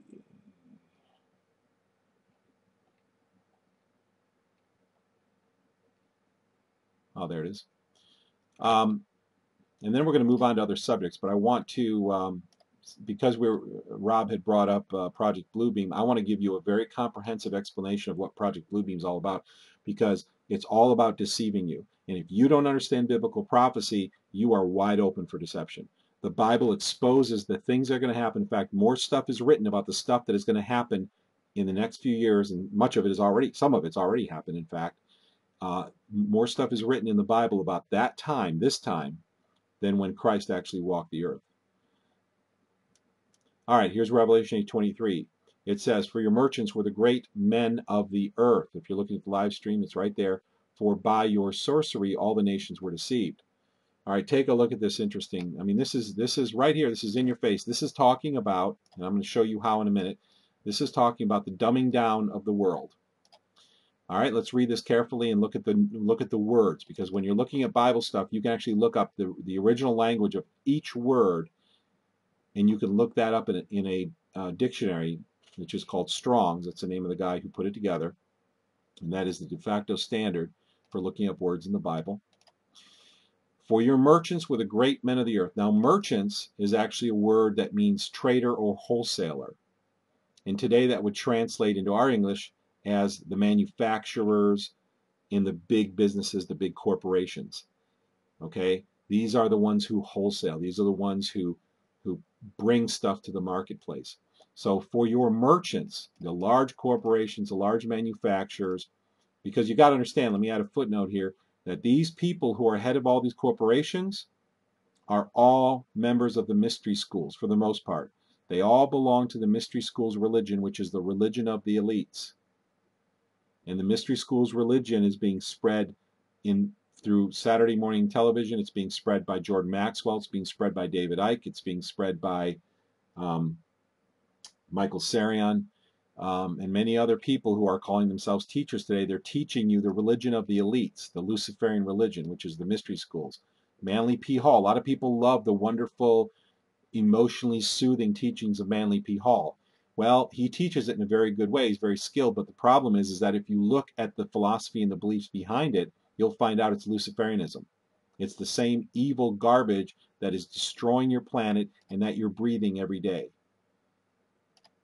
And you have to know this. If you don't know this, you are going to fall right into the deception. And this is why I'm telling you this stuff, even though I don't like doing public stuff. My heart burns. I'm so sick of the deception that's going on in the world today. I have to do this. All right, let me focus back. For your merchants, these are the corporate owners, the big time people. Let me say another word about that. You might ask the question, well, how could all the owners of these corporations be the same religion? I'll tell you right now, because controlling stock of most international corporations is held by the U.S. government. Wow, another piece of your worldview puzzle would have just gotten ripped apart if you believe that, right? It's very hard for you to believe that, probably, or many people, because they've never heard that before. Watch the movie Corporation Nation. And in fact, let me show you where you can watch Corporation Nation. You can go to this website right here. This website is called Orbis Vitae. It is the sister website for Global Skywatch. You can click on this link here called the Global Skywatch Forum, and then scroll on down to a forum in here. Oh, nope, sorry, wrong one. I clicked the wrong link. Click on the Orbis Vitae Forum, and then scroll down to this section where you will see the Fed and the IRS. And right here at the top, Corporation Nation full length. This is a must-watch video. If you want to understand what's going on in the world, this is critical. Let me show you a small clip. America needs a full-time president,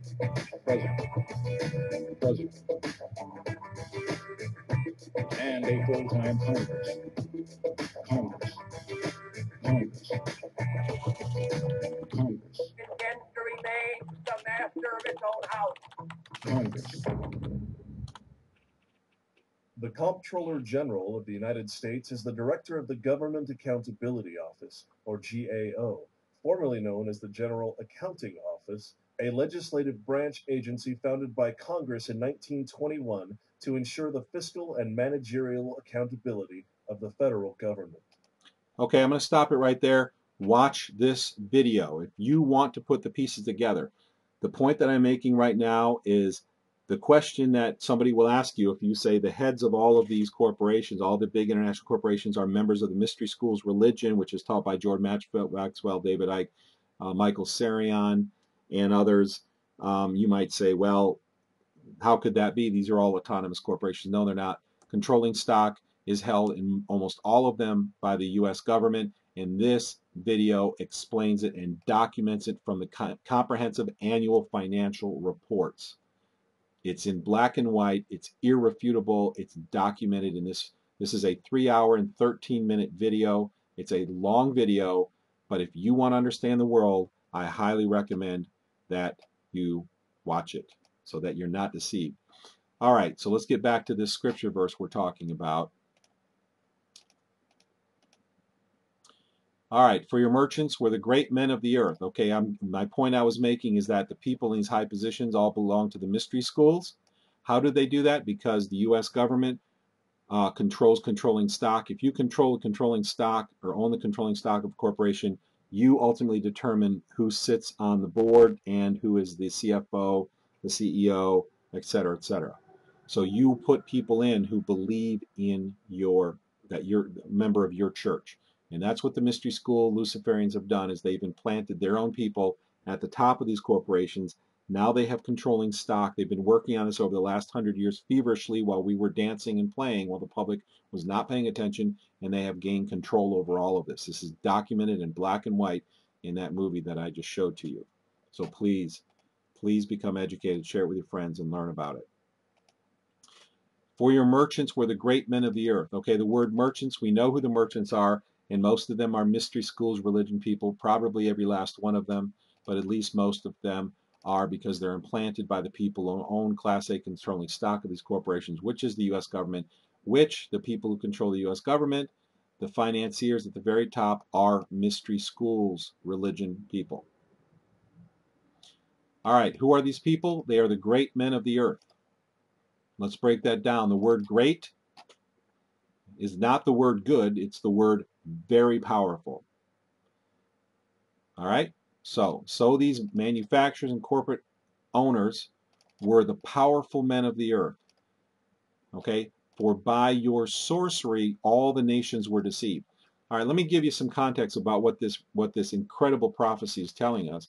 This prophecy is something that's going to happen during the last few years of this age before the return of Christ.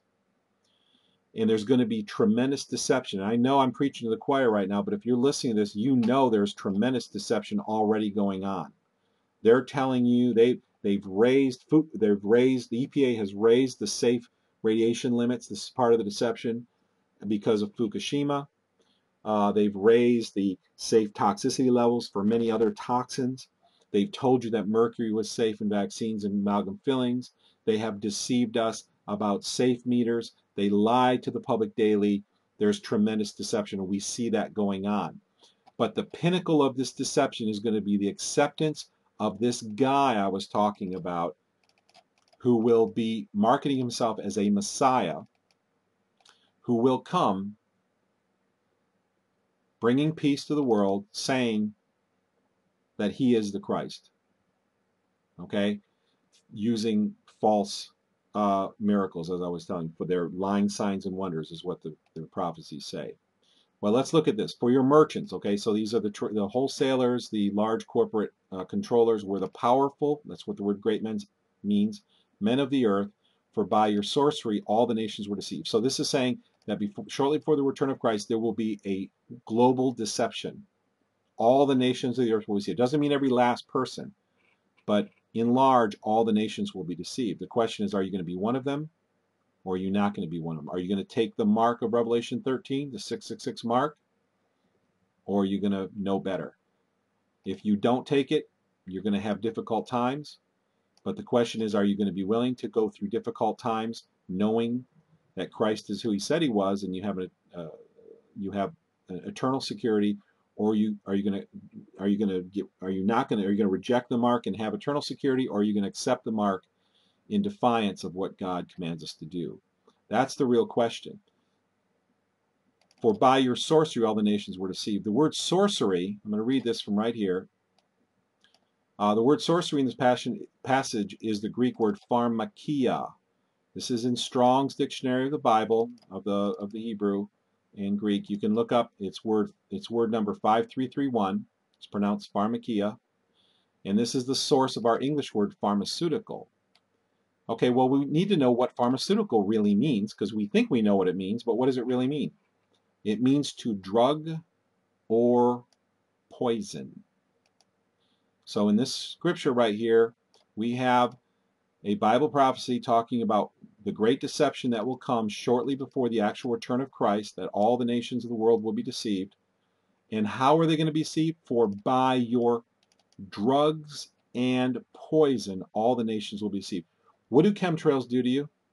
We already know what drugs do to you. I mean, drugs, I understand that some drugs are necessary for some people who have, have become dependent on because they have a specific medical condition, and those are the exception. I mean, that's not the widespread condition if people really understood where illness comes from. But, you know, I'm not making any extraordinary claims here. I'm just simply saying that many drugs we know have terrible side effects. Most do.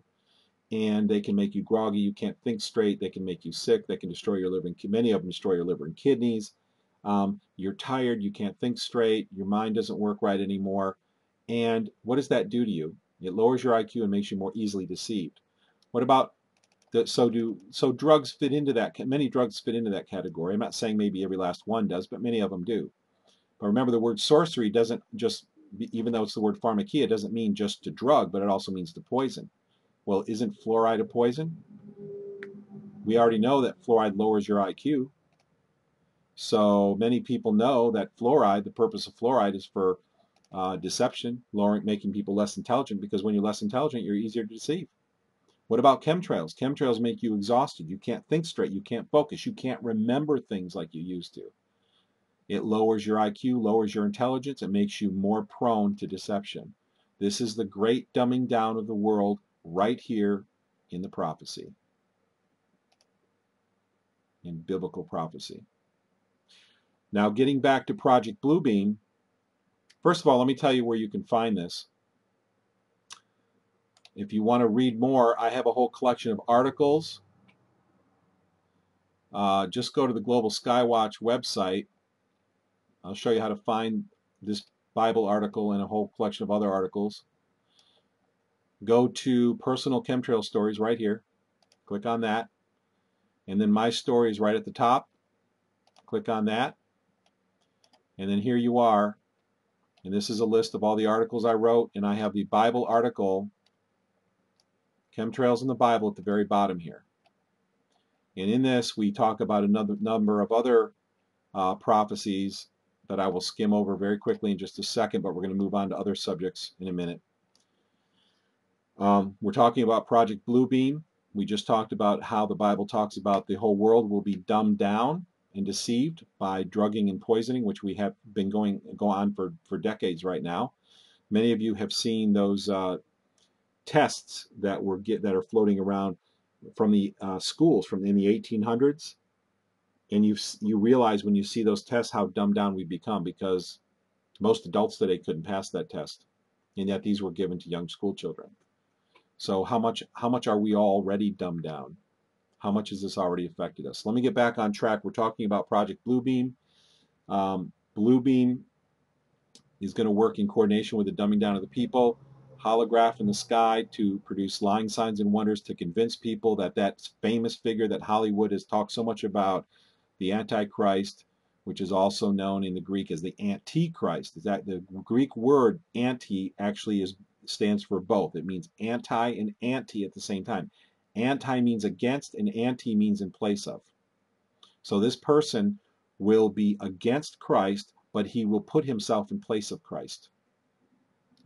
And when you look at the language very carefully, there's incredible nuggets in Bible prophecy that expose all of this information.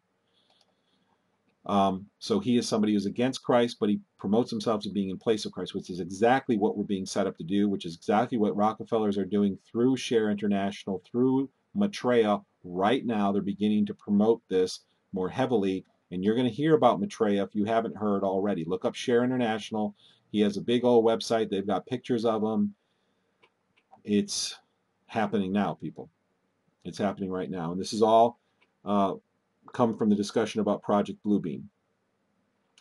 All right, so that's where Project Bluebeam comes into the picture. Are they using barium niobate to do large holograms in the sky? That's what it appears, and the patents will bear that out. It's very interesting what we have going. You're living in a time like no other. You're going to see things in your life very, very shortly that nobody's ever seen before.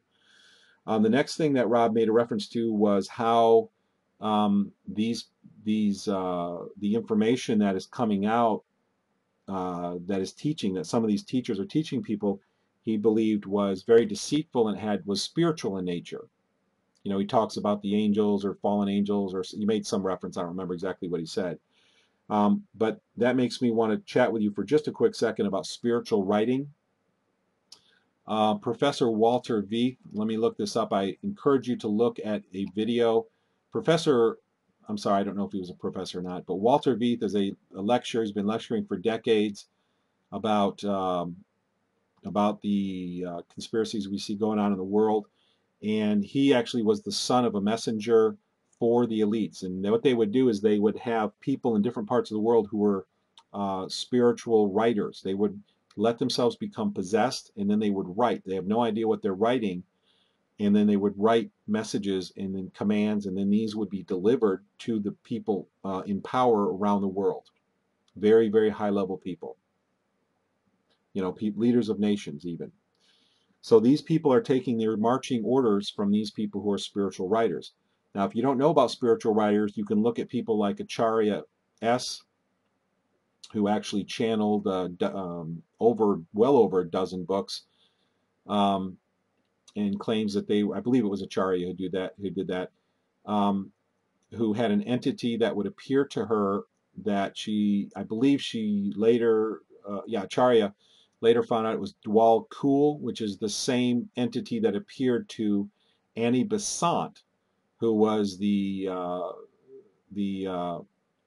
person who came after in codifying the Mystery School's religion after Helena Blavatsky, who's very famous. And Helena Blavatsky wrote books like, Isis Rising and all kinds of Mystery School stuff. And she channeled these books and these writings. It's just like Aleister Crowley, he called himself the Beast. He inscribed 666 on his forehead, and he channeled many books.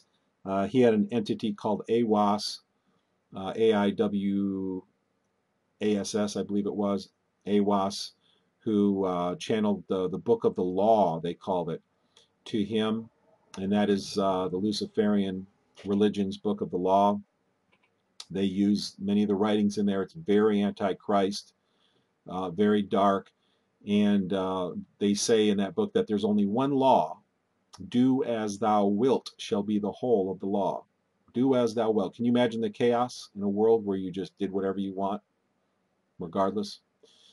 And of course, on the surface, they'll preach love. And this is what the New World Order does. And this is what these religions, the Luciferian religion and the mystery schools is, and especially Manly Palmer Hall is very good at this, is he'll preach love.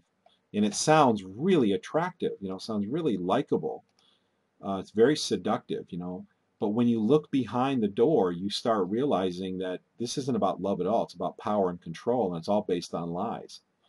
And the scripture talks about this and saying, do not give heed to religious doctrines and doctrines of demons. What are doctrines of demons? These are demonic entities who have created doctrines or belief systems or religions. Well, how did they do that? They did it through channeling. And you have people like Annie Besant and Helena Blavatsky and Acharya and all these other people, Aleister Crowley, who channel these books from demons, from these entities, from these shining ones. In fact, Acharya talks about how beautiful this entity was that appeared to her, was shining. And if you listen to some of the rock stars who are openly into Satanism, they actually call it the Shining One. This is why Stephen King called his movie The Shining. What is the Shining? The Shining Ones are the Satan. They're beautiful beings of light. And the scripture says that these will present themselves to you as angels of light. Even Satan comes to you as an angel of light. Why? Because you wouldn't follow him if he was ugly and red and had a pitchfork in his hand, would you? No, he's going to present himself to you as an angel of light. And that's how these people have been bedazzled, is that they have had the spiritual writing, these incredible doctrines have been written, and they're very alluring because they put you in a divine place. They say mankind is divine, there is no God, or some of them say Lucifer is God, not directly but indirectly. But they seduce you through their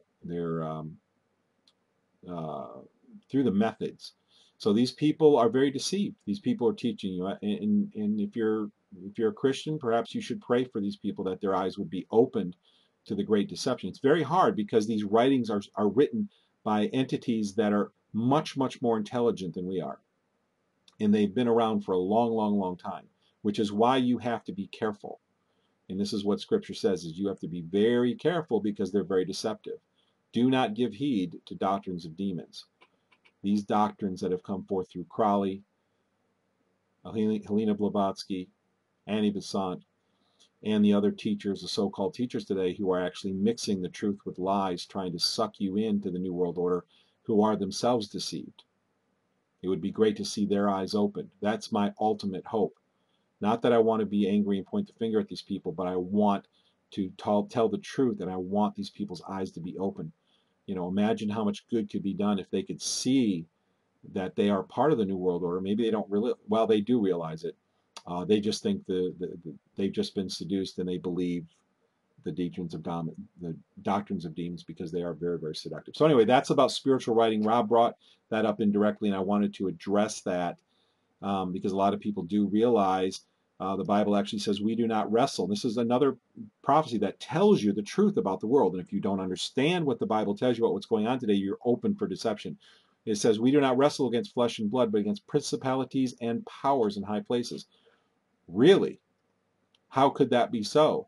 It's so because the principalities and powers, those demonic entities, are channeling commands to the earthly, to the physical, the real people, the elites. And those elites are following those commands, just like the rock stars, when they sell their soul for fame and fortune and wine, women, and song, they have to do exactly what they're told. This is why you look in modern Masonry, you look in the Mormon religion, these people give oaths right off the bat that they will not reveal the secrets. And if they do, their throat will be cut, their bowels will be cut so that their intestines will spill out on the floor. These gruesome, horrible things. And of course, the Mormon thing was changed. I know a lot of people say, no, the Mormon, yeah, you do. It was, you got to look back 20 years ago. They were doing the same thing because Joseph Smith actually confessed to being, didn't confess, he wrote it in a letter. And I know that letter's disputed. I think that the dispute is coming from people who don't want the admission that Joseph Smith was actually a Mason. And if you look at the temple ceremonies in Mormonism, they're virtually identical to the Masonic ceremonies. They were just stolen. I mean, basically, this is what evil has done, is created a whole smorgasbord of religions and belief systems and made them appealing to different type of emotional people. Well, if you know, in Mormonism is wonderful in the sense that it's very family oriented. The people are lovable. I mean, I've known a lot of Mormons, and I never didn't plan on bringing this up, but I've known many Mormon missionaries. I've gone to Mormon conferences years ago, and beautiful, kind, family oriented people, just wonderful people to be around. But the problem is that they are ground into the mystery school's religion, and they don't realize it. And if you look on the temples in Salt Lake City, and I've been there several times, or other places, you'll see all of the same Masonic, Luciferian mystery schools symbology, the crescent, the the phallic symbols, the five-pointed star. All of these things are all over the temples um, because it's all the same thing. It's just a different flavor to appeal to a slightly different kind of people. So you have hundreds and hundreds of these religions that were created so you could obscure the truth. And that was the big plan through this 2,000-year age, was to create all of this great deception. So it's in a sea, the truth is buried in a sea of deception. But if you're astute and you seek for it, you will find it. So that's the dangers of spiritual writing. You know, a lot of these doctrines, the mystery school religions, all this stuff about sacred geometry. Hey, who created sacred geometry? Where did that come from? It came from God. But Lucifer is trying to take credit for it. He's saying, I am the one who's been doing this. All right, let's move on to another point, and then we're going to go over the news. Again, if you want to talk or say anything, you can press *6 on your phone if you call into our console. If you want to know what the numbers are, go to globalskywatch.com/live. Something I've never in my life heard about what television does to people. Just watching television, what does it do? We talk about the violence and the bad messages and even the lies and all of this stuff, and that's all true. I mean, that all has effect on people. But the biggest source of damage that television does is it exercises your ability to flip into denial very quickly. All right, let me explain that a little bit.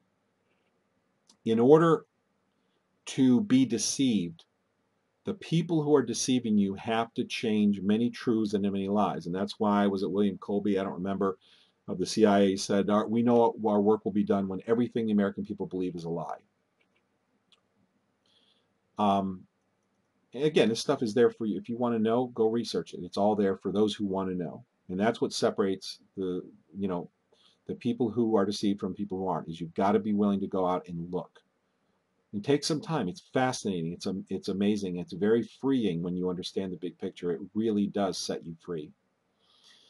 But anyway, what television does is, in order for you, let me go back to whatever you need, if the powers that be want to propagate a deception upon the public or any large group of people, the people have to be willing to disregard some of the things they know as truth, because they're going to conflict with the lies that they're being told from the mystery schools religion people, from the New World Order people, the elites, the Illuminati, whatever you want to call them. So you have to make people very, very prone to denial. You have to put them in a mental state so they can flip into a state of denial, and that's exactly what television does. And that's, I believe, why so much of television today and so many movies are so bad. It's hard to find good, compelling movies anymore, because they are moving further in a direction away from reality. And in little subtle things, let's say like sound in space. There is no sound in space, yet most movies today that are made that show you people in space have sound. They don't obey laws of physics, and that's a simple thing. And there are many other things. That's kind of a deeper thing, but there are many other things. They're very unrealistic in a lot of ways.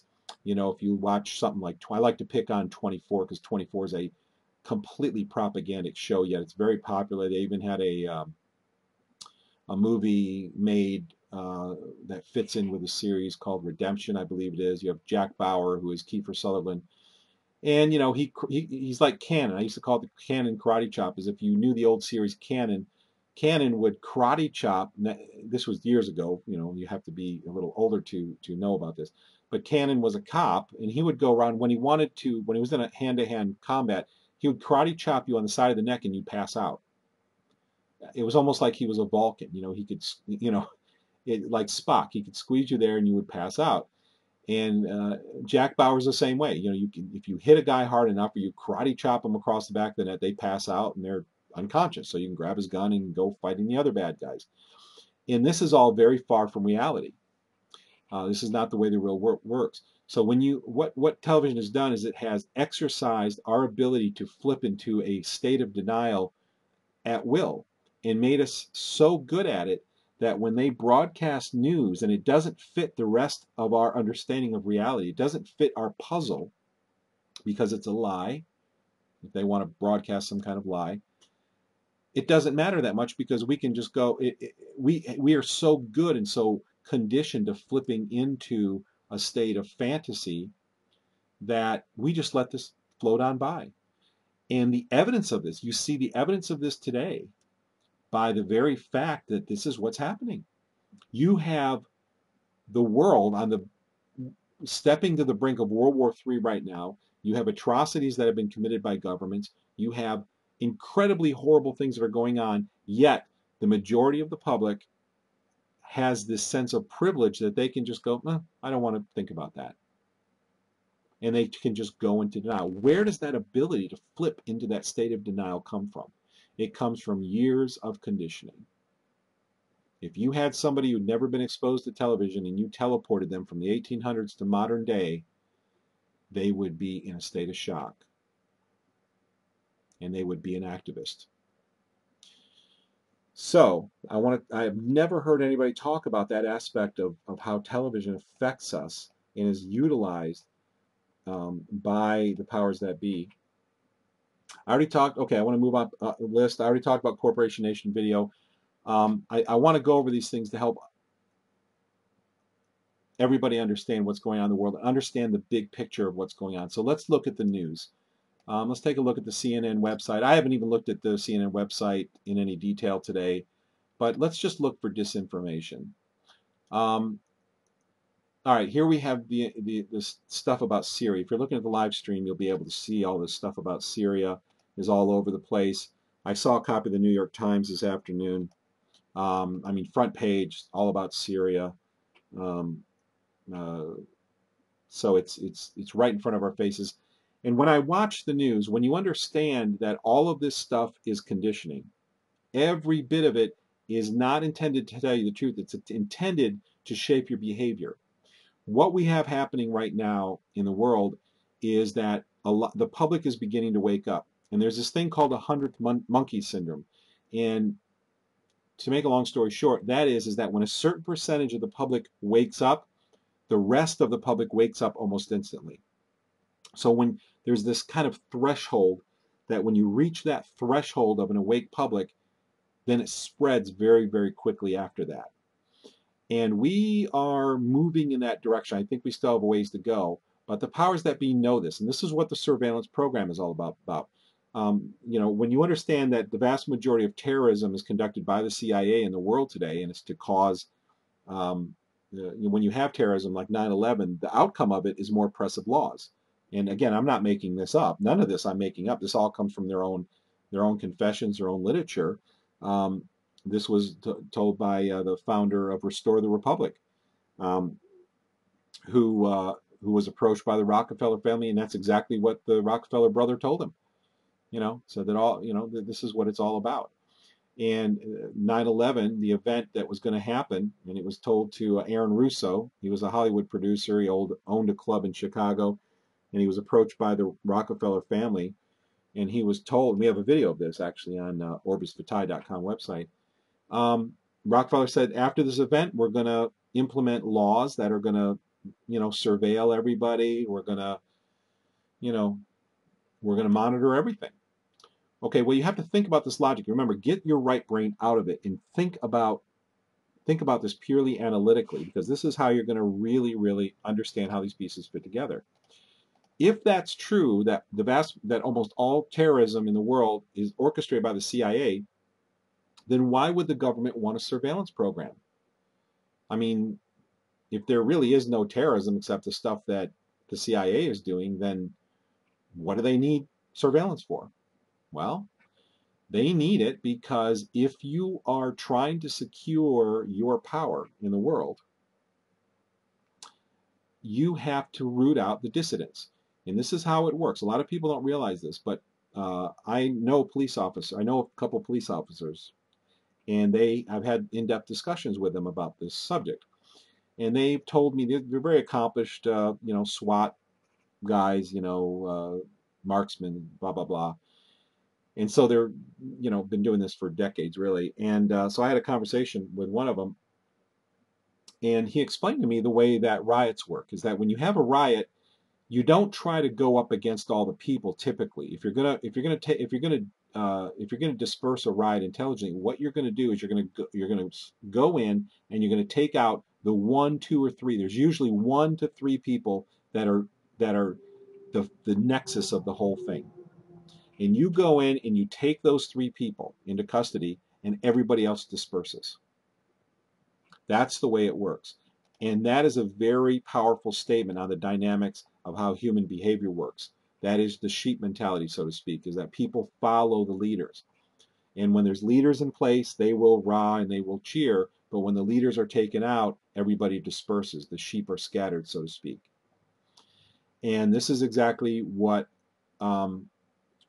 happens in modern day. Is that if you want to take out a movement, and again, this is not me saying this. This is what happened in Stalin. What Stalin did. This is what happened in all of the large oppressive regimes that have existed in history. Is you remove the dissidences. Those dissidents who are against you, the intellectuals, the smart people, the vocal people. You round them up and you either kill them or you imprison them. Because now that the people have no leadership, then they will be compliant and you will have secured your power. Again, this isn't me saying this. This is their own literature and their own actions dictating that. And what does this have to do with Syria? Right now, we are moving towards an aware public. More and more people are becoming awake and aware. and the powers that be have to distract the public from this.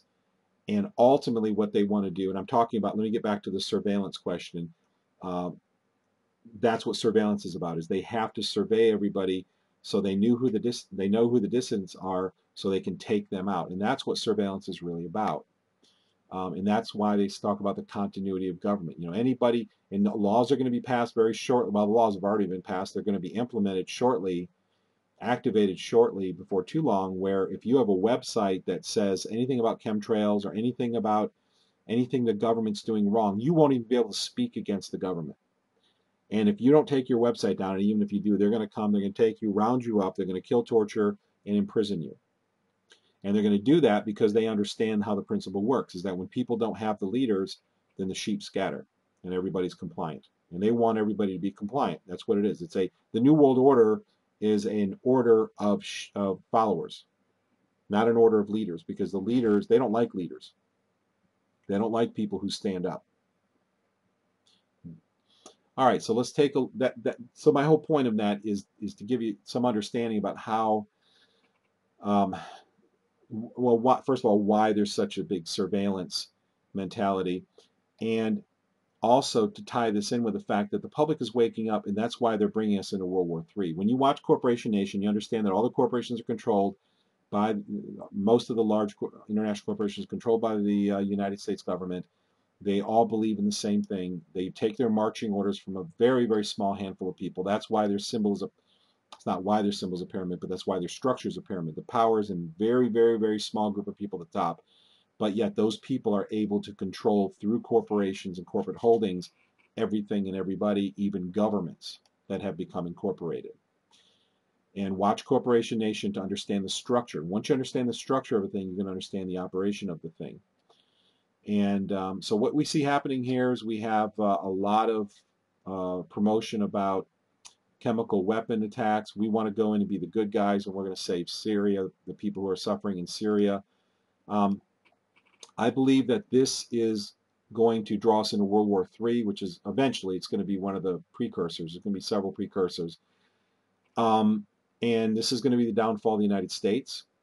And this was intended. This is right in their writings. It's not me saying this. This is their writings. The United States will exist, but it will be divided into 10 federal zones.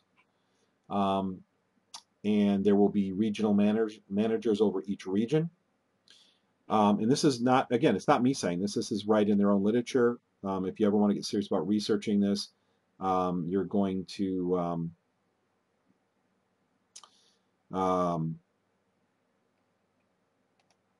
you can find this stuff without any problem. It's very easy to find and research this, especially today. There's never been a time, and the internet has worked very much against them in that regard, is that people started communicating with each other and realizing that that so much of what we're being told about these things like fracking and amalgam fillings and vaccines and all this stuff isn't true. It's not even based in science. It's just there to hurt us and keep us oppressed, and a fulfillment of Revelation 18:23, where they deceive the nations because they're dumbing everybody down through their sorcery, through their drugging and poisoning. So we have Syria here. Let me take a look at this and see if there's anything that we can get into that shows you how to look at the news. You know, across the top we have Miley Cyrus. Let's see what's going on with Miley Cyrus. I think I saw something on this. Yeah, she did something where she stripped off some of her clothes and she did some dance at the VMAs.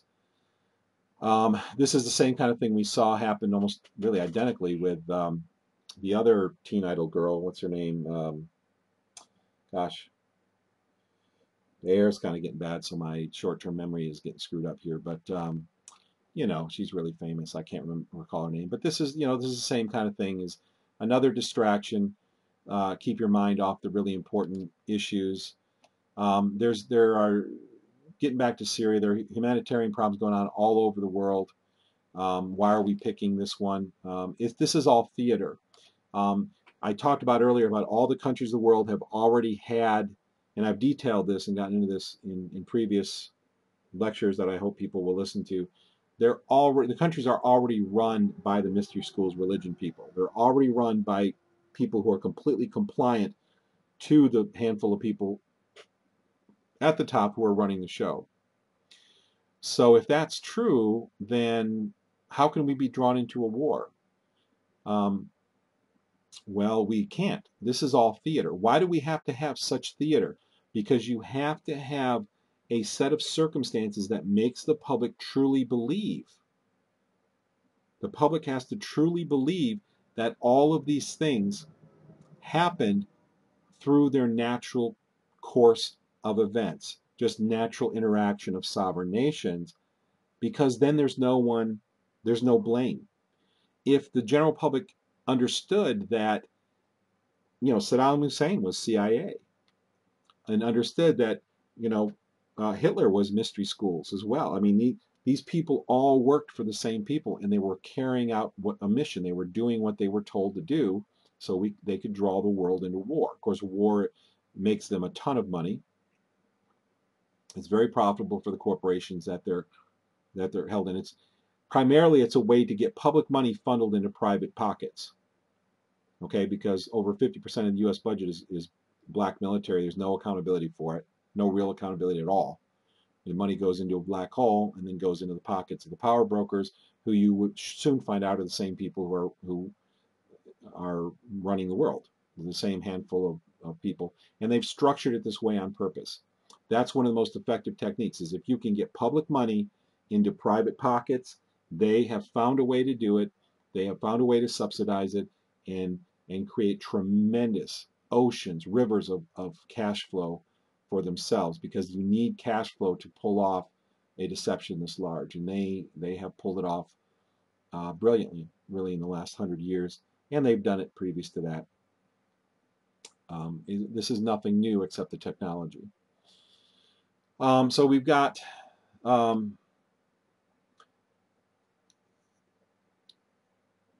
lot of various news going on here.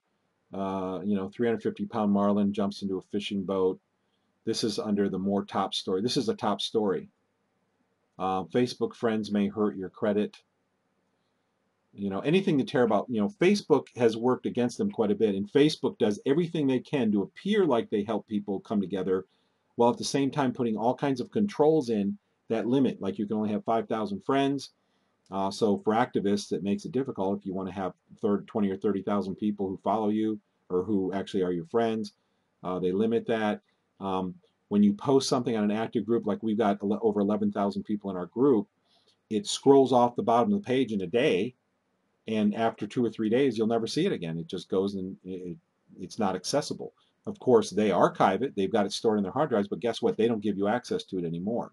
So it limits the damage. It gives your exposure much limited exposure. This is why I like conventional forums much better, because the information never goes away. Like the Global Skywatch forum, which is, if you go to Global Skywatch website and you click GS forum and community, here's our forum. We've got all kinds of stuff on here.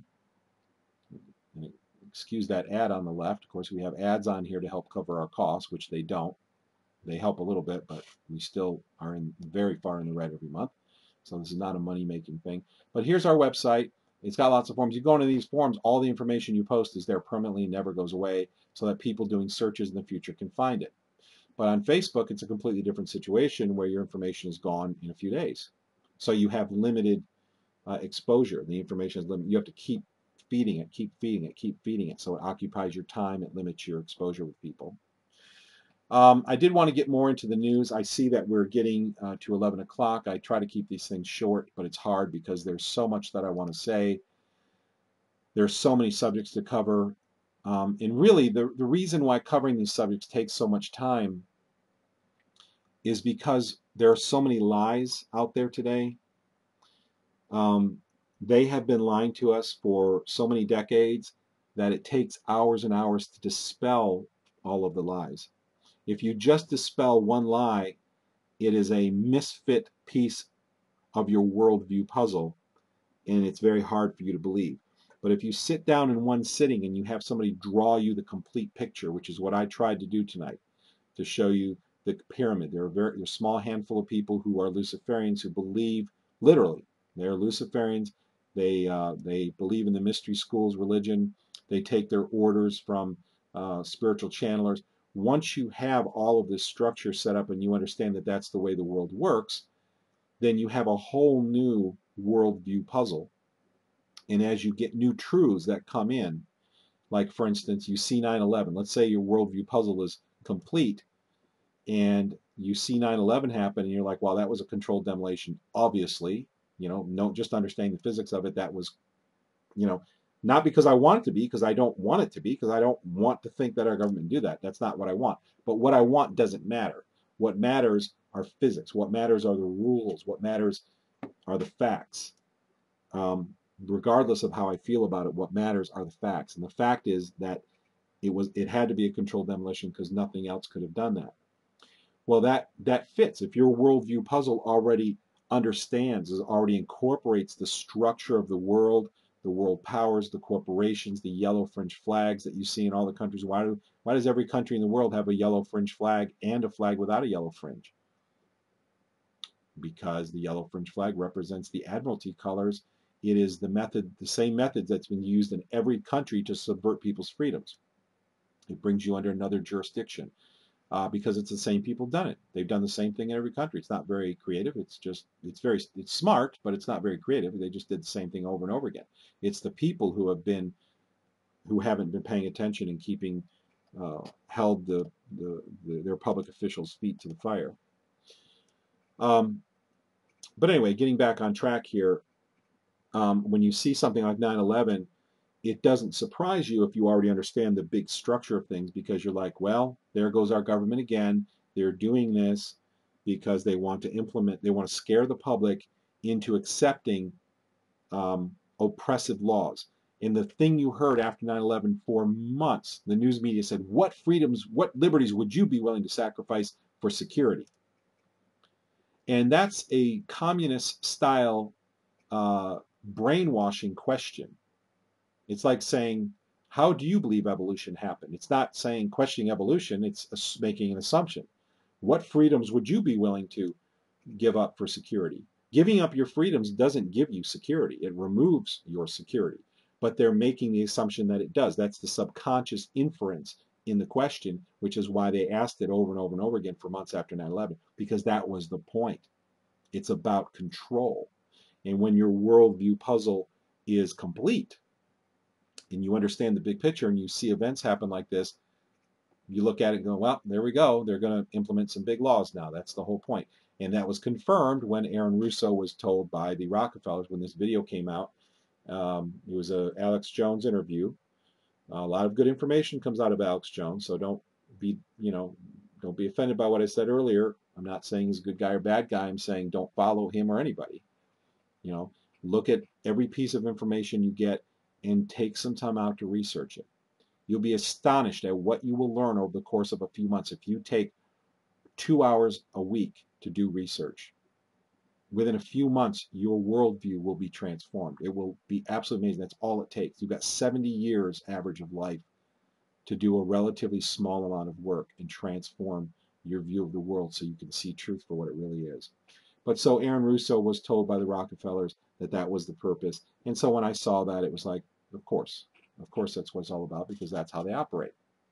It just makes sense. Well, that's it. I do want to say that watch this situation in Syria, because Russia is probably going to back Syria.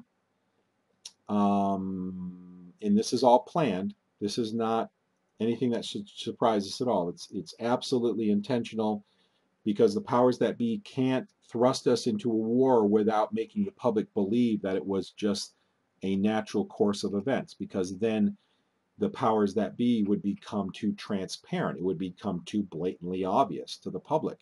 And the most important thing that they do, this is what the mystery schools religion focuses on, is controlling a large group of people. William Cooper talks about this all the time in his historic broadcast that you should listen to.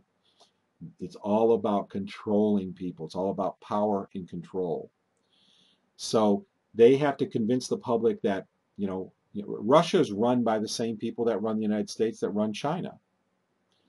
And once you understand that, then you'll understand why the United States gave its multi-warhead nuclear secrets under Clinton to China when Clinton was in office. That might confuse you if you don't know that, but if you know that, it was in preparation for the upcoming war, because it's going to be a bad war. And it's going to be a bad war on purpose, because they want to create the New World Order out of chaos. Order ab chao. That's one of their sayings in Latin. Order from chaos. What kind of order?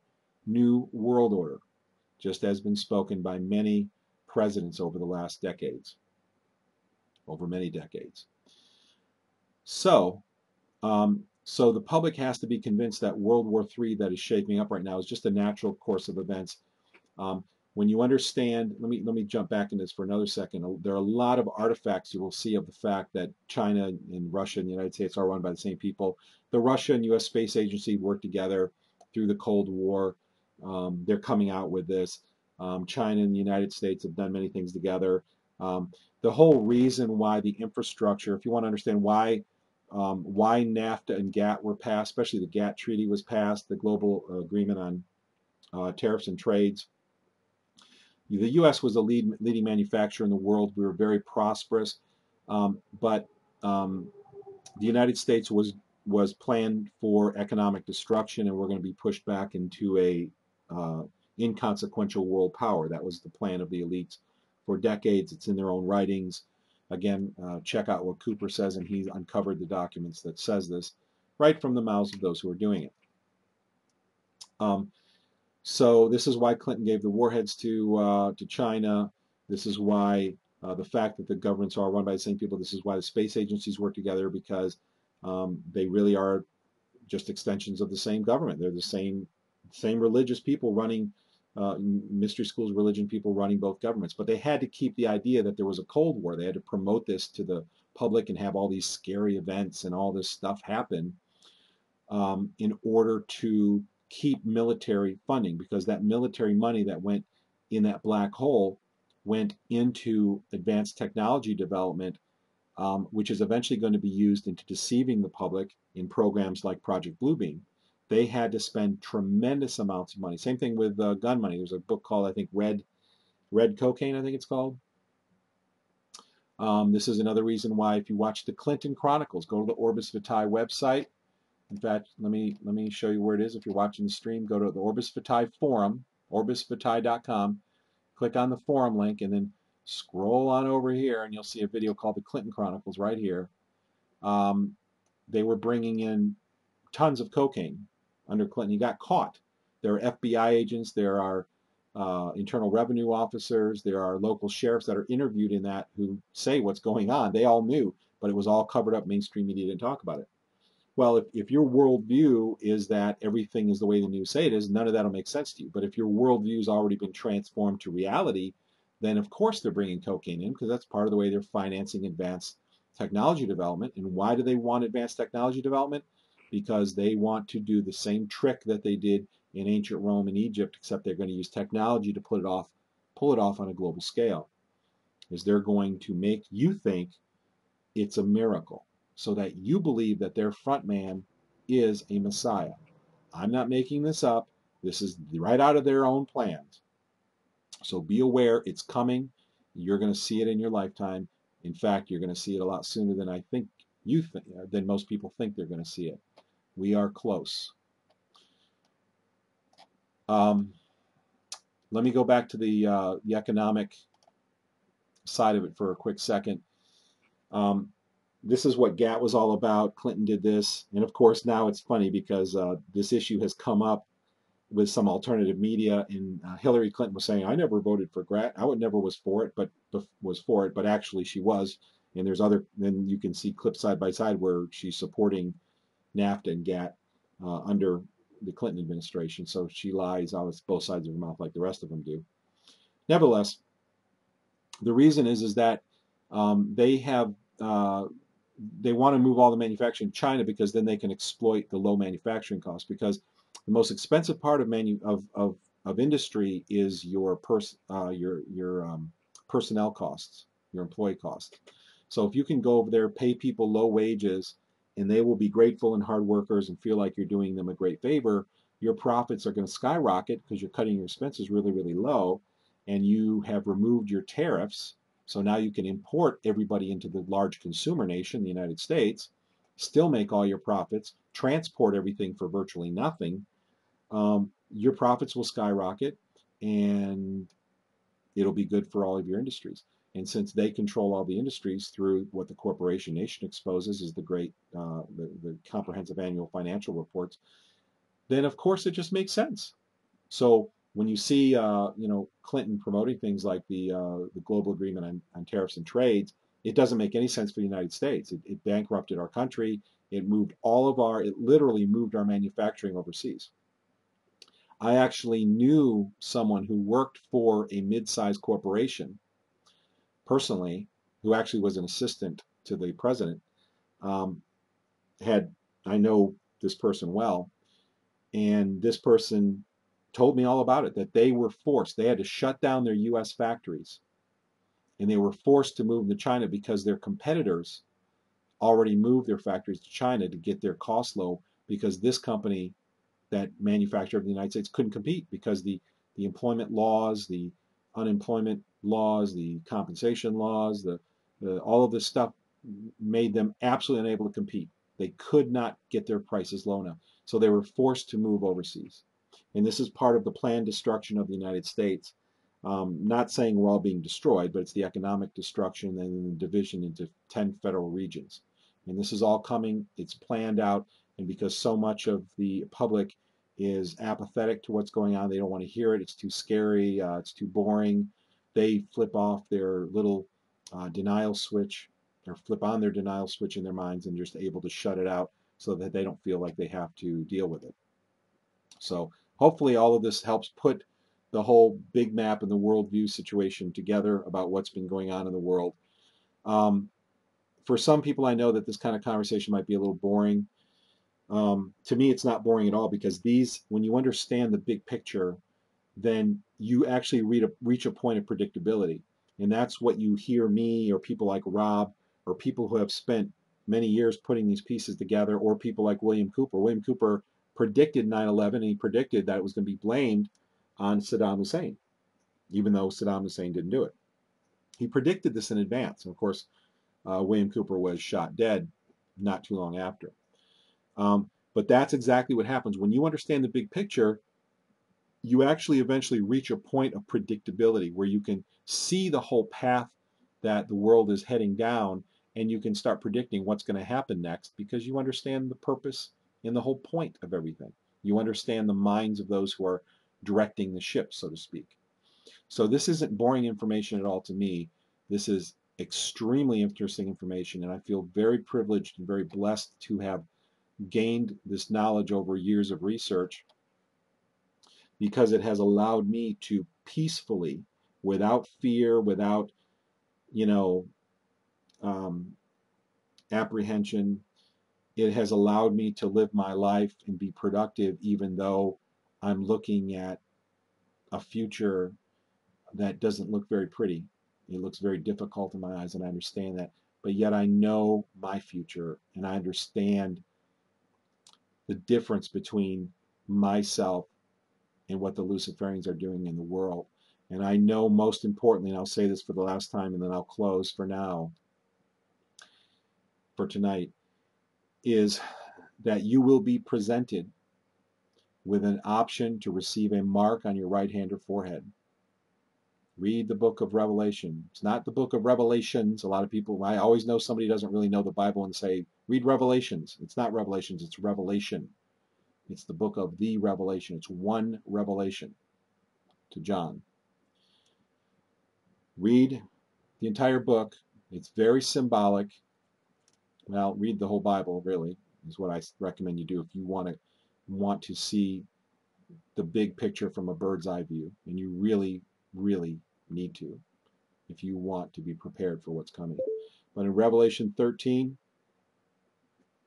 you're going to be faced with the option of receiving a mark on your right hand or forehead, and if you do not receive the mark, the consequence will be that you cannot buy or sell. So in other words, that will be your credit card. It's going to be injected or printed on your right hand or forehead, and when you go to the grocery store, instead of waving your credit card, swiping your credit card, you're going to wave your hand over the UPC scanner, and they'll know it's you, and it will be deducted from your account. Your groceries will be deducted like that. And it's all going to be done in the name of security, but there is no security in it because the greatest criminals who are stealing from you are the very people who run the system. It's just like the credit cards companies today. And it's shocking to me. People don't think about this.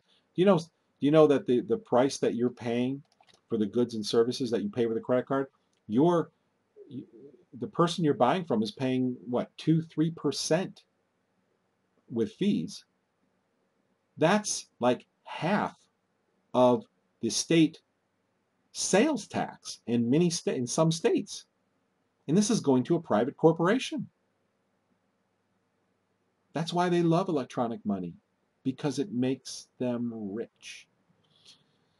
When you're back on track, when you're confronted and you're asked whether you want to accept this mark on your right hand or forehead, you should not receive it. If you receive it, you will be able to buy or sell. If you don't, you won't be able to buy or sell. So you're going to have to be prepared ahead of time to survive without the help from the economy. So you're going to have to prepare yourself, which is why it's important to know this stuff in advance. The word for mark, there's etymology of words. If you look at the original word for the word mark in Revelation 13, it actually comes from, the etymology of the word is from the word fence, a fence, or a picket fence, a fence that has stakes going up, right? So, and this is another clue, and this is why I'm saying that when you look deeper and deeper and deeper into these things, into these biblical writings, and the numerology in it, and the symbology, and the meanings of the words, it's absolutely astonishing. And I'm testifying to you, it's not because I'm a religious fanatic, but because I'm a left-brain person that did my research, and I was blown away because there's nothing else like this in the world. The etymology of that word, what does a fence look like? An old fence with the vertical stakes? It looks like a UPC symbol. You got a board, you got a space, a board, space, a board, a space, a board, a space. The etymology of the word mark is a fence. And like I say, anyone who's willing to study, you're going to be blown away by the things that you see. Now here's why it's important you don't take that mark, because in Revelation 14 it says those who take the mark are cast into the lake of fire. Now that sounds harsh if you don't understand why. But because this information will be preached in every nation and people will be made aware of it. And the people who have not accepted and put their trust in the true creator of the universe, that is being terribly slandered by the mystery schools Luciferians today.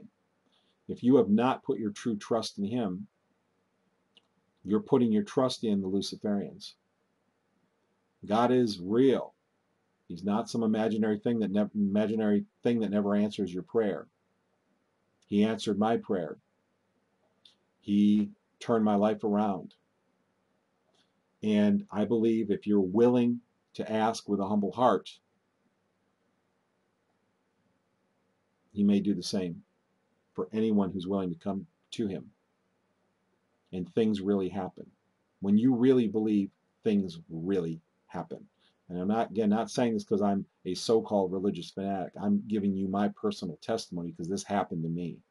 I prayed prayers and things happened that were orchestrated by something, not by people. It couldn't have done this. And I told my testimony in an earlier program. I talked about this in detail about how I prayed a prayer, and over the course of about 7 days, every night when I prayed, my prayers were answered by a woman the next day who was a neighbor of mine who had no clue what I was praying. And the questions I asked the night were answered in the same order. And finally, on the last day, as I was walking past this woman's apartment, because she lived closer to the parking lot than me, I would always walk past. My final prayer, after several days of seeing my prayers answered miraculously, unless this woman bugged my room and heard my prayers, which is, of course, silly, I made a decision because I look back on my life. I look at my life sometimes from the future point of view and said, in the future, There will be people who will have incredible things like what just happened to me happen, and they will disregard it. They will do the television thing and flip their denial switch on and just pretend it didn't happen because they don't want to deal with it. I don't want to do that. What had just happened to me was incredible. It was a direct answer to prayer. And I knew that if my prayers were being supernaturally answered, that God was involved, directly involved. In that, I had better listen. I had better be humble. I had better listen. And why wouldn't I want to? Because he's for life. He's for me. He's for my best interest, which is why he heard my prayer in the first place. And so on that last day, after I had looked at this several day sequence of this woman supernaturally answering all my questions in the same order that I asked them, I said, I'm going to follow this. I'm not going to ignore this. I'm not going to go in denial. I am going to take what happened to me just now seriously, and I'm going to go ahead and ask this woman, where should I go to church? Because I want to learn more about this God. And I did. In fact, I didn't. In fact, I intended to. I walked past her apartment, and she was, hey. I was on my way back from somewhere, work or something. It was Saturday, so maybe it wasn't work. I can't remember where I was coming from. She was, why don't you come? All she said was to me, because I prayed to God actually the night before, on the Friday night when I made this decision that I wanted to learn more. So I just prayed. I said, okay, I'm going to take this seriously. I realize that something very, very significant just happened that involved God, because you heard my prayer and you supernaturally answered it. Where do you want me to go to church? And as the next day, that was my prayer. The next day, when I walked past the woman's apartment who'd been answering all my questions, she just said to me, you want to go to church tomorrow with us? And I was like, yep, okay, I will go. So, um, it does happen. And if you don't heed the warning of Revelation 13 and 14, this system, the world system, is run by Luciferians. Marking people, branding them like cattle is not a godly thing to do. It's an evil thing to do. Good people don't do this. God completely rejects the Luciferian system, and all of us should as well. So when you're faced with taking the mark or facing hardship, remember that the hardship that you may face, and I believe God will help us through those times, even though it might be harder than the other people, it's only for a short time. This last kingdom, which is symbolized in Nebuchadnezzar's dream, you've got the Medo-Persian, the Grecian, the Roman Empire. You've got all these empires that are not many, but that are symbolized by the dream of Nebuchadnezzar and the big statue that was top heavy. The atomic weight of each metal from top going down was heavier and became lighter as it went down. And the feet are made of clay mixed with iron, or the toes were, of the statue that represents the nations of the earth. This last kingdom that is symbolized by that statue is very short-lived. So the hardship that you're choosing to go through by rejecting being branded by like a piece of cattle and trusting in the creator of the universe, that decision is very important. It's very important that you make the right decision. Now, I'm against geoengineering, chemtrail spraying. I smell it, I taste it, I suffer from it every day. I'm sweating right now because there's stuff in the air, and it sometimes just makes me sweat, like mercury toxicity.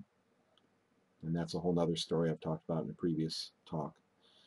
But as bad as geoengineering is, there's one subject that's more important and supersedes all of these issues, and that is, even though we're suffering now for this short time, and this time is not going to be that long, what's really important is what happens afterward.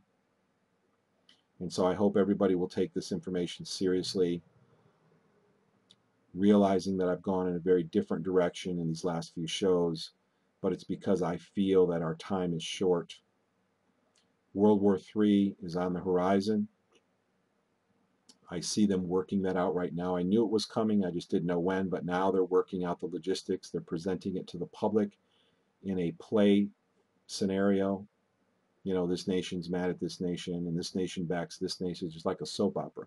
But that's how they present it. It's not how the world really works, but that's how they're presenting it to you.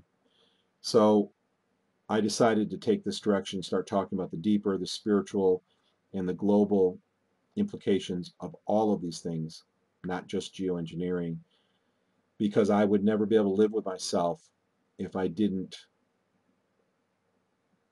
wasn't truly honest with everybody about the fact that um,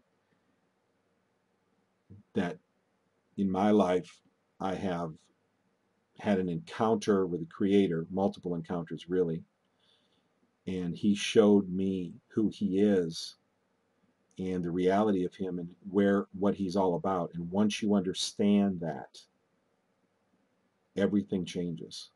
You don't have to have fear anymore. Yes, I physically suffer because of geoengineering, but I'm not afraid of the future.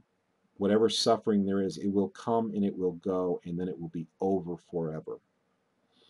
And if you want to find a way to look at the world, if you know nothing about God, if you know nothing about what this life is about, think about this one last thing. What's the best way to know your employees? You own a business and you know somebody is stealing from you. What do? You watch them when you watch them when they think you're not watching. In fact, that's the best way to know anybody. Hence surveillance, widespread surveillance, like I said earlier. When you watch somebody who doesn't think they're being watched, you will see their true character. And hence, in this life, we have a veil between ourselves and the Creator. We don't see Him watching us, and we can decide whether we want to keep that knowledge close in our minds that we are watched. All the world is indeed a stage. Or do we want to go into denial and do what the Luciferians wrote in the Book of the Law by Aleister Crowley, the man who put 666 on his forehead and called himself the Beast, and channeled the Book of the Law from Aiwass, a supernatural character, an entity, a fallen entity, that said, "Do as thou wilt" is the whole of the law. Are we going to follow the laws of the kingdom of God, which bring freedom and liberty and protection and security to people? Or are we going to follow the chaotic law of "do as thou wilt" shall be the whole of the law? That's the decision we make when we decide whether or not we're going to take the mark of Revelation 13. That's it for tonight. I'm really glad to have had this time with you. My heart is just grateful to all of those people who went out and demonstrated, marched in the global march against geoengineering. You are my heroes. I am so thankful to you, and anything I can do to support you, you let me know. I will do what I can. But thank you to all of you who have done that. And thanks to all of you who hang in here with our conference, even though they're much longer than I always intend them to be. Thank you for all that you do. It's a true act of selflessness to protect the world you live in, to protect others, to sacrifice your own life for the life, the comfort, the happiness, and the security of other people. And that involves the act of getting this information out to people, whether it's about geoengineering or whether it's about Revelation 13, what's coming in the future. Whoever puts this information out there, well, those people spraying us aren't too fond of us. They don't like us putting that information out there. But if we can wake up enough people, perhaps we can avert a tremendous amount of suffering. But regardless of how successful we are, whether we're partly successful, which we already are partly successful in waking people up and we're on our way, or mildly successful or wildly successful, the bigger question looming over our head is, what are we here for? What is this life all about? And that's why I sat here and talked about subjects that you might not expect to hear on the Global Skywatch website.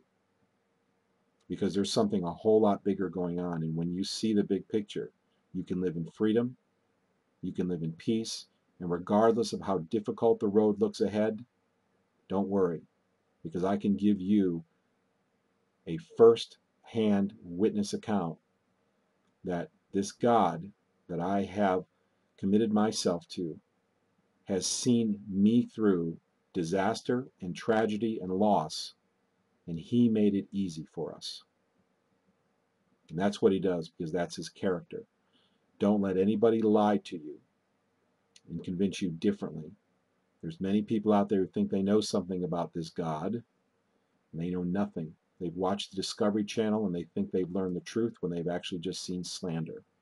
Or they've watched, just like people watch Joe Rogan and think they've learned something about chemtrails. And they've learned nothing at all. Or the recent NPR article that says there are no chemtrails, only contrails.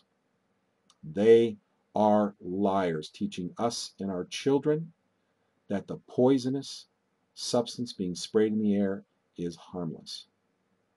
And that, my friends, is a great crime. Good night, and we'll see you next week.